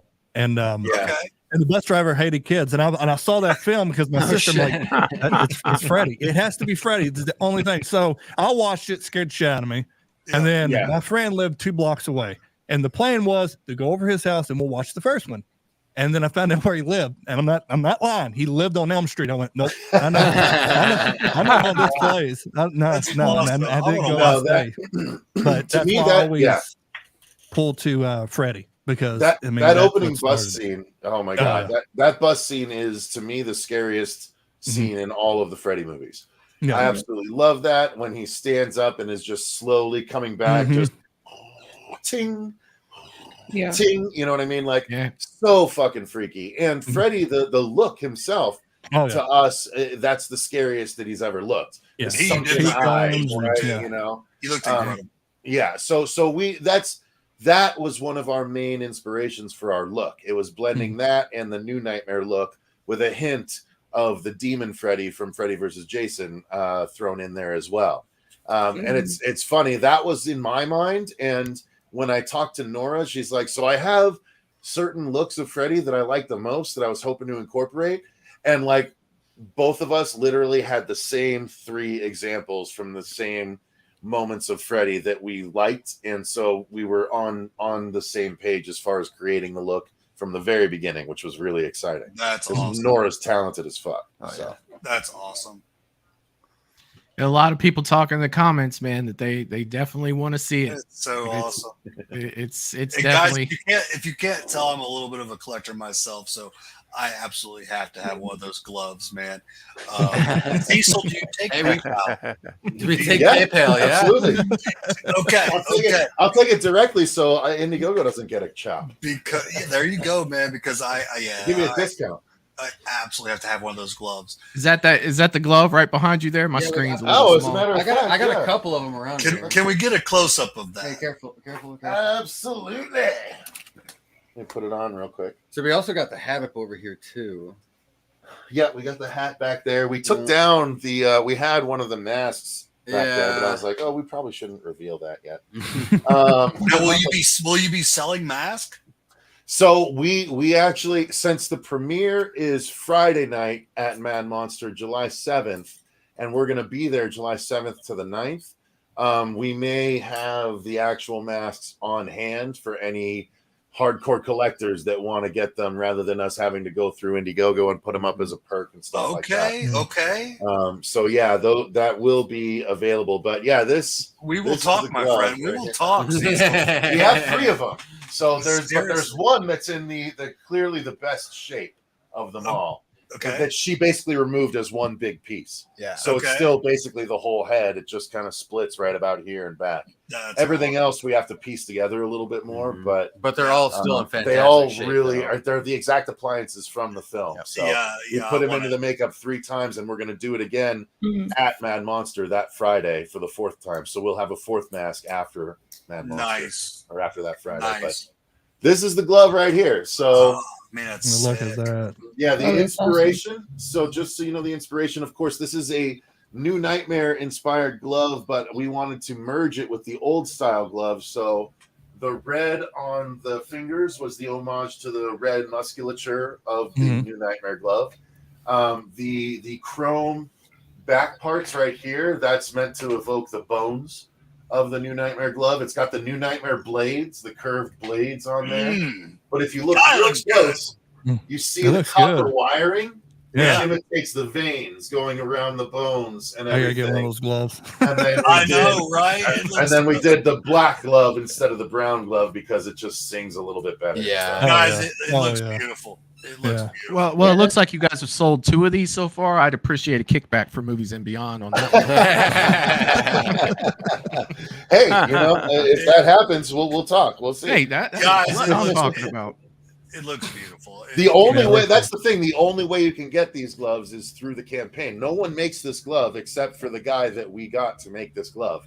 And he agreed to never make another of these gloves outside of the campaign. So yeah, I will own one. Yeah. They're really fucking cool. They're intricate. That's why they're pricey, because he's got to do, again, he's got to do all that copper wiring. No, and I get that. I totally, and it looks like it wears well. Oh my God, it totally does. I actually have a NECA Freddy glove, which looks really good. They do look good, but they wear like garbage. Like you put it on and you can like barely move a finger, and that like that looks amazing. Like yeah, you cannot do that with the NECA glove. Yeah, these. Well, and that's the thing. He sent us a bunch. He sent us 3 that we were using for the shoot, and the blades snapped off of almost all of them because he was like, well, they were meant more for display than functionality. You know what I mean? But now every glove that he makes is reinforced, and so they're really sturdy gloves, and the armature works really well. I mean, you can get a really good snap on them and shit like that. I see that. Yeah, it's really cool. Really solid. So. Robert, watch what you say to him. This you could just see Matt and JT's wheels turning up there. I got another sitting there looking at it. We got a whole web wall. Like I'll fight him off. I'm getting a Wayne's World moment. Oh yes, it will be mine. It will be mine. Oh yeah, I love that reference. That's great. Yeah, that thing is killer, man. Yeah, it is super cool. So outside of Dylan's New Nightmare, some of the other things that we were going through some questions and stuff. I actually have one more ranking question for you guys. Just one more for tonight. And we did the horror icon, we did the horror movies, we did the horror icons. So I wanted to give the final girls a shot, right? So I'm gonna give you 4 final girls, and I would love your rankings of who you like the best out of these 4 through 1, just like we did the movies. And here are the final girls that I want to give you. Nancy from A Nightmare on Elm Street. Sydney from Scream. Laurie Strode from Halloween. And I had to go with my girl. I'm sorry, guys. But Jenny from Friday the 13th, Part 2. So those are the 4 that I would like to throw a ranking on. Now I know that Cecil and Robert, you guys really aren't huge on the those types of guys, but I am definitely curious to hear all of your rankings on how you would rank these in your list of final girls. What was the one from Nightmare from Friday again? Jenny from Part 2. Okay. Yes.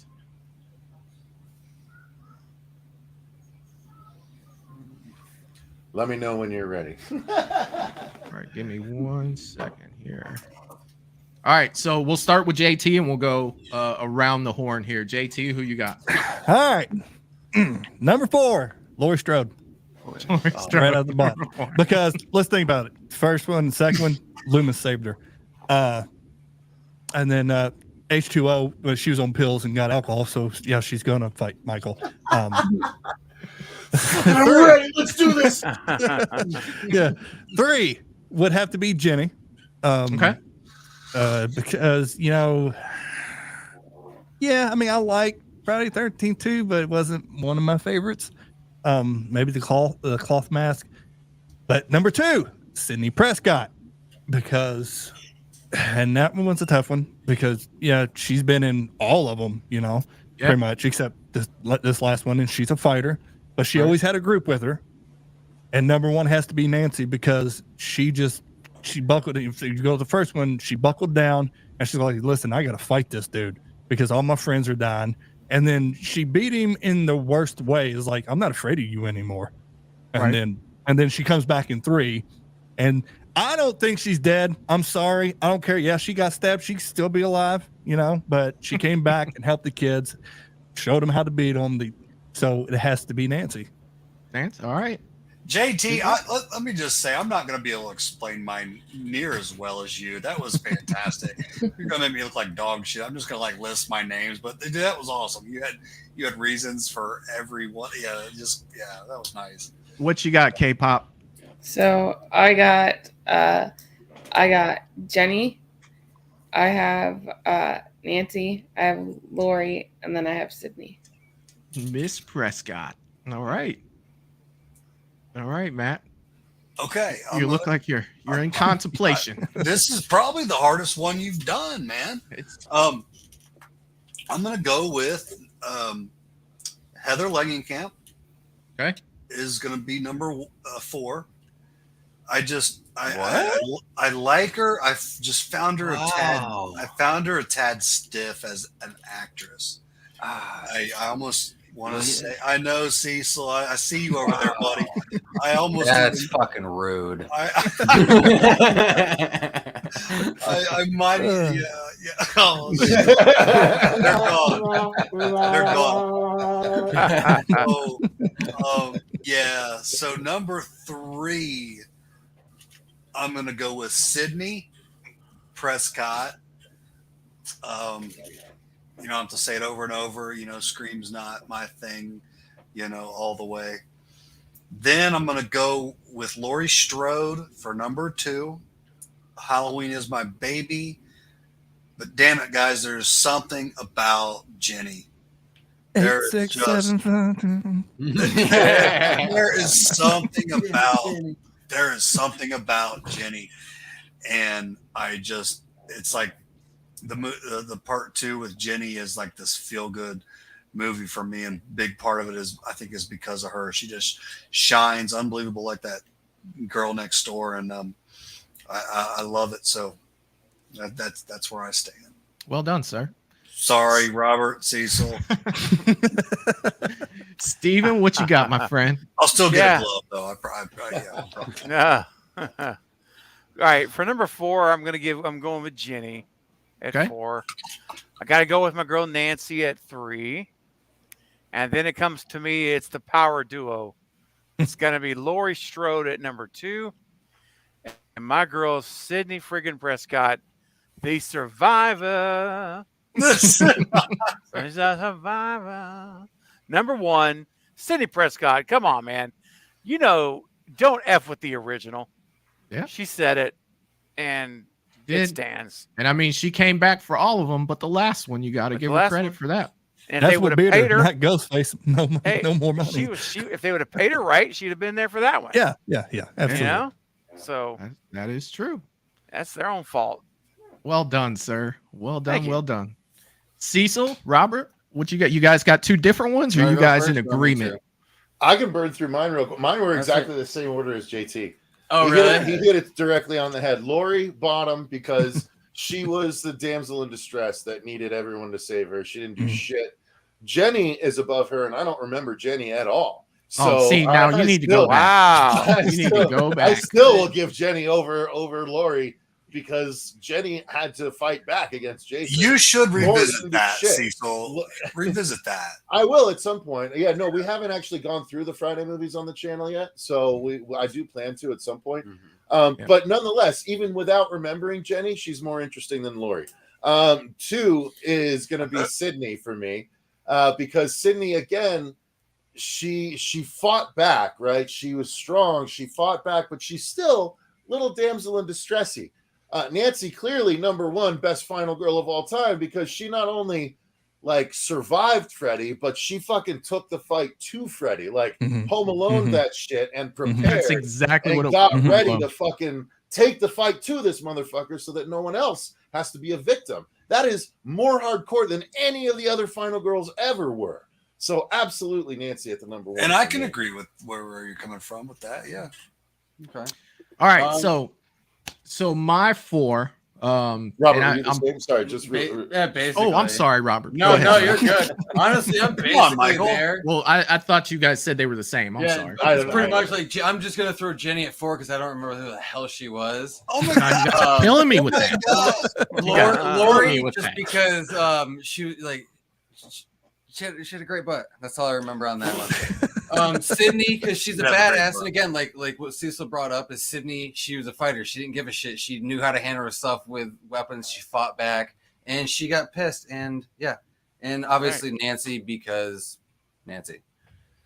Oh yeah, that's awesome. You guys, so those were pretty much different, except for Cecil and JT. You guys were, and that's awesome, and that's why I love to do these, because you're going to get so many different versions of what people think, and everybody has a strong opinion about it. Yeah, Lori was definitely Daphne in Scooby Doo.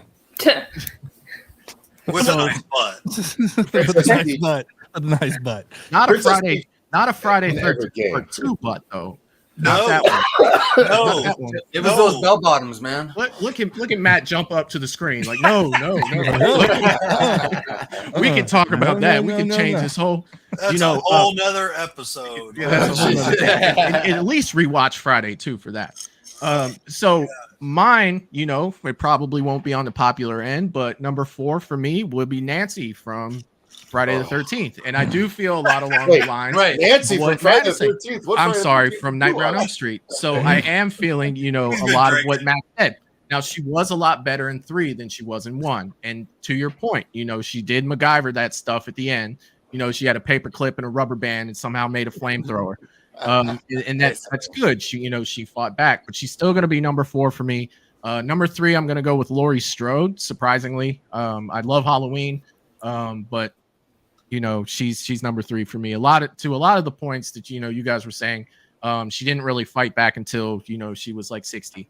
The originals, she really didn't do a whole lot. Now H2O, she did come back to fight, and I will give her that, because I do love the scene in H2O where she sends the kids off, smashes the thing, picks up. Absolutely did come back to fight. Let's go. You know what I mean? Number 2 for me, I'm going with Sydney Prescott. Like you guys said, she went all the way through. She fought them all, except for the last one. And I really don't think that the last ones anyway were worth her time, to be honest with you guys. I'm not a fan of the Ghostface in the latest Scream movie. And I won't say too much about that for the simple fact that Matt hasn't seen it yet. And I don't want to ruin that for him. And my number 1 is Jenny. And, not a lot of people would pick that, but if you watch Friday the 13th part 2, Jenny is the final girl that fought back. Jenny is the final girl, that took it to Jason. She's bending corners. She's hitting him in the face with stuff where everybody else is running through the woods and tripping and falling down. Jenny's being smart about it. You literally said Nancy set up traps and shit. That wasn't Nancy. Look, Nancy tried to pawn that off on Johnny Depp. Like, hold on, dude, just stay awake. Yeah, it'll be fine. He used him as a guard, because he didn't believe it. Then she fucking Home Alone that shit. Like, she was way more creative. But yeah, anyway, she like she like Freddy's Dead that stuff. Johnny absolutely she put it together. Johnny absolutely blew it. That son of a bitch. Johnny did, yeah. I mean, you had one job, bro, was to stay awake for like. Pick up on it when she's like, "Are you there?" And he is like, "Hey, I'm here. By the way, this is your dream. Like you're seeing me in your dream. You should know that something's gonna go wrong when I step out from behind a tree in your dream." And I'm like, "Yeah, I'm good." But you're already dreaming, so what do you do? You know? Yeah, What do I you guess. do? I would be like, bitch, why are you here? Yeah. I should hear you, not see you. And of course, you know, there's a lot of people. Wayne probably had my favorite comment in here. Let me see if I can go back. Wayne Turner says, Movies and Beyond, Nancy 4. Wow, where's that unsub button? You know, I absolutely love that. You know, that's so great. Oh, yeah. Jerry Ellen Wilson Ripley has is a brought good up, one. how about Ellen Ripley? That's what I was saying, like Sarah Connor, like Right. So Yeah. you have to kind of like draw that line to say, you know, what is considered a final girl? Are we Oh, just there's been sticking to so many great slashers? final girls. Or we guys. stick, you know, dude, I'm an Yeah. Ellen Ripley. Like I would marry Alien Ellen is Ripley. a slasher? Yeah. Well, is it though? Intergalactic. What? slasher? How is it not? How One person at a time getting killed by the main antagonist. Like, That is true. I definitely put aliens in the horror category. Yeah, I do too. I put Alien and Aliens. Yeah, I don't know if I put them in the slasher genre though. You I'm know, saying, like, I'm saying it could qualify though. How? No, Why would it has- not? okay. Literally You're right. same formula. It does have the same formula, you know. But when I think of a slasher, you know, in all honesty, I think of a guy with a knife. You know what I Creature mean? Like movies that's- are slasher movies. Like, explain to me how that's not right. Creature movies are slasher movies. Almost all of it. Jaws is a slasher movie. It's just with a creature instead. It's picking off people one at a time. You know? And true, you know, like you said, the formula is the same. You know what I mean? But you know, and we all have our own, you know, opinion of what we think a slasher Right. is, Sure, because no, I get it. there's never going to be a thing I'm that not comes saying up my as, opinion is the absolute. this is right. law. I'm just- Just You know what I take a mean? breather, Cecil. Take a breather. I'm so sorry, Like- guys. Oh my god. Well, it's like if you say like Alien, right? So it's like, well, there's aliens. You think sci-fi? I do. Predator, I think sci-fi. Star Wars, sci-fi. Star Trek, sci-fi. It's hard for me to put it really in horror because I think it's its own category. It is sci-fi. But I you don't think Predator could be separate enough from Star Trek and Star Wars to be? I think the horror? first Alien is definitely sci-fi horror. It doesn't matter that it's in space; it's still something killing everyone else in the movie. Well, Jason was in space, and that was a slasher. Sci-fi. Aliens. It could be technically sci-fi. Jason 10 is Because sci-fi. I didn't believe that shit when they did it. I believed it. And I Critters, found it. Critters 4 is sci-fi. Leprechaun 4 is sci-fi. Sci-fi. Pinhead, sci-fi. I found it amazing. It was an amazing slasher. It was I love that you're amazing. sticking to your guns, Jason. See, I love those two, Aliens and Predator, are movies that I easily put in like 3 categories: 100%. horror, sci-fi, and action. I think they're in all of them. You can make. I think you can make an argument for it. I consider Ernest Scared Stupid a horror movie.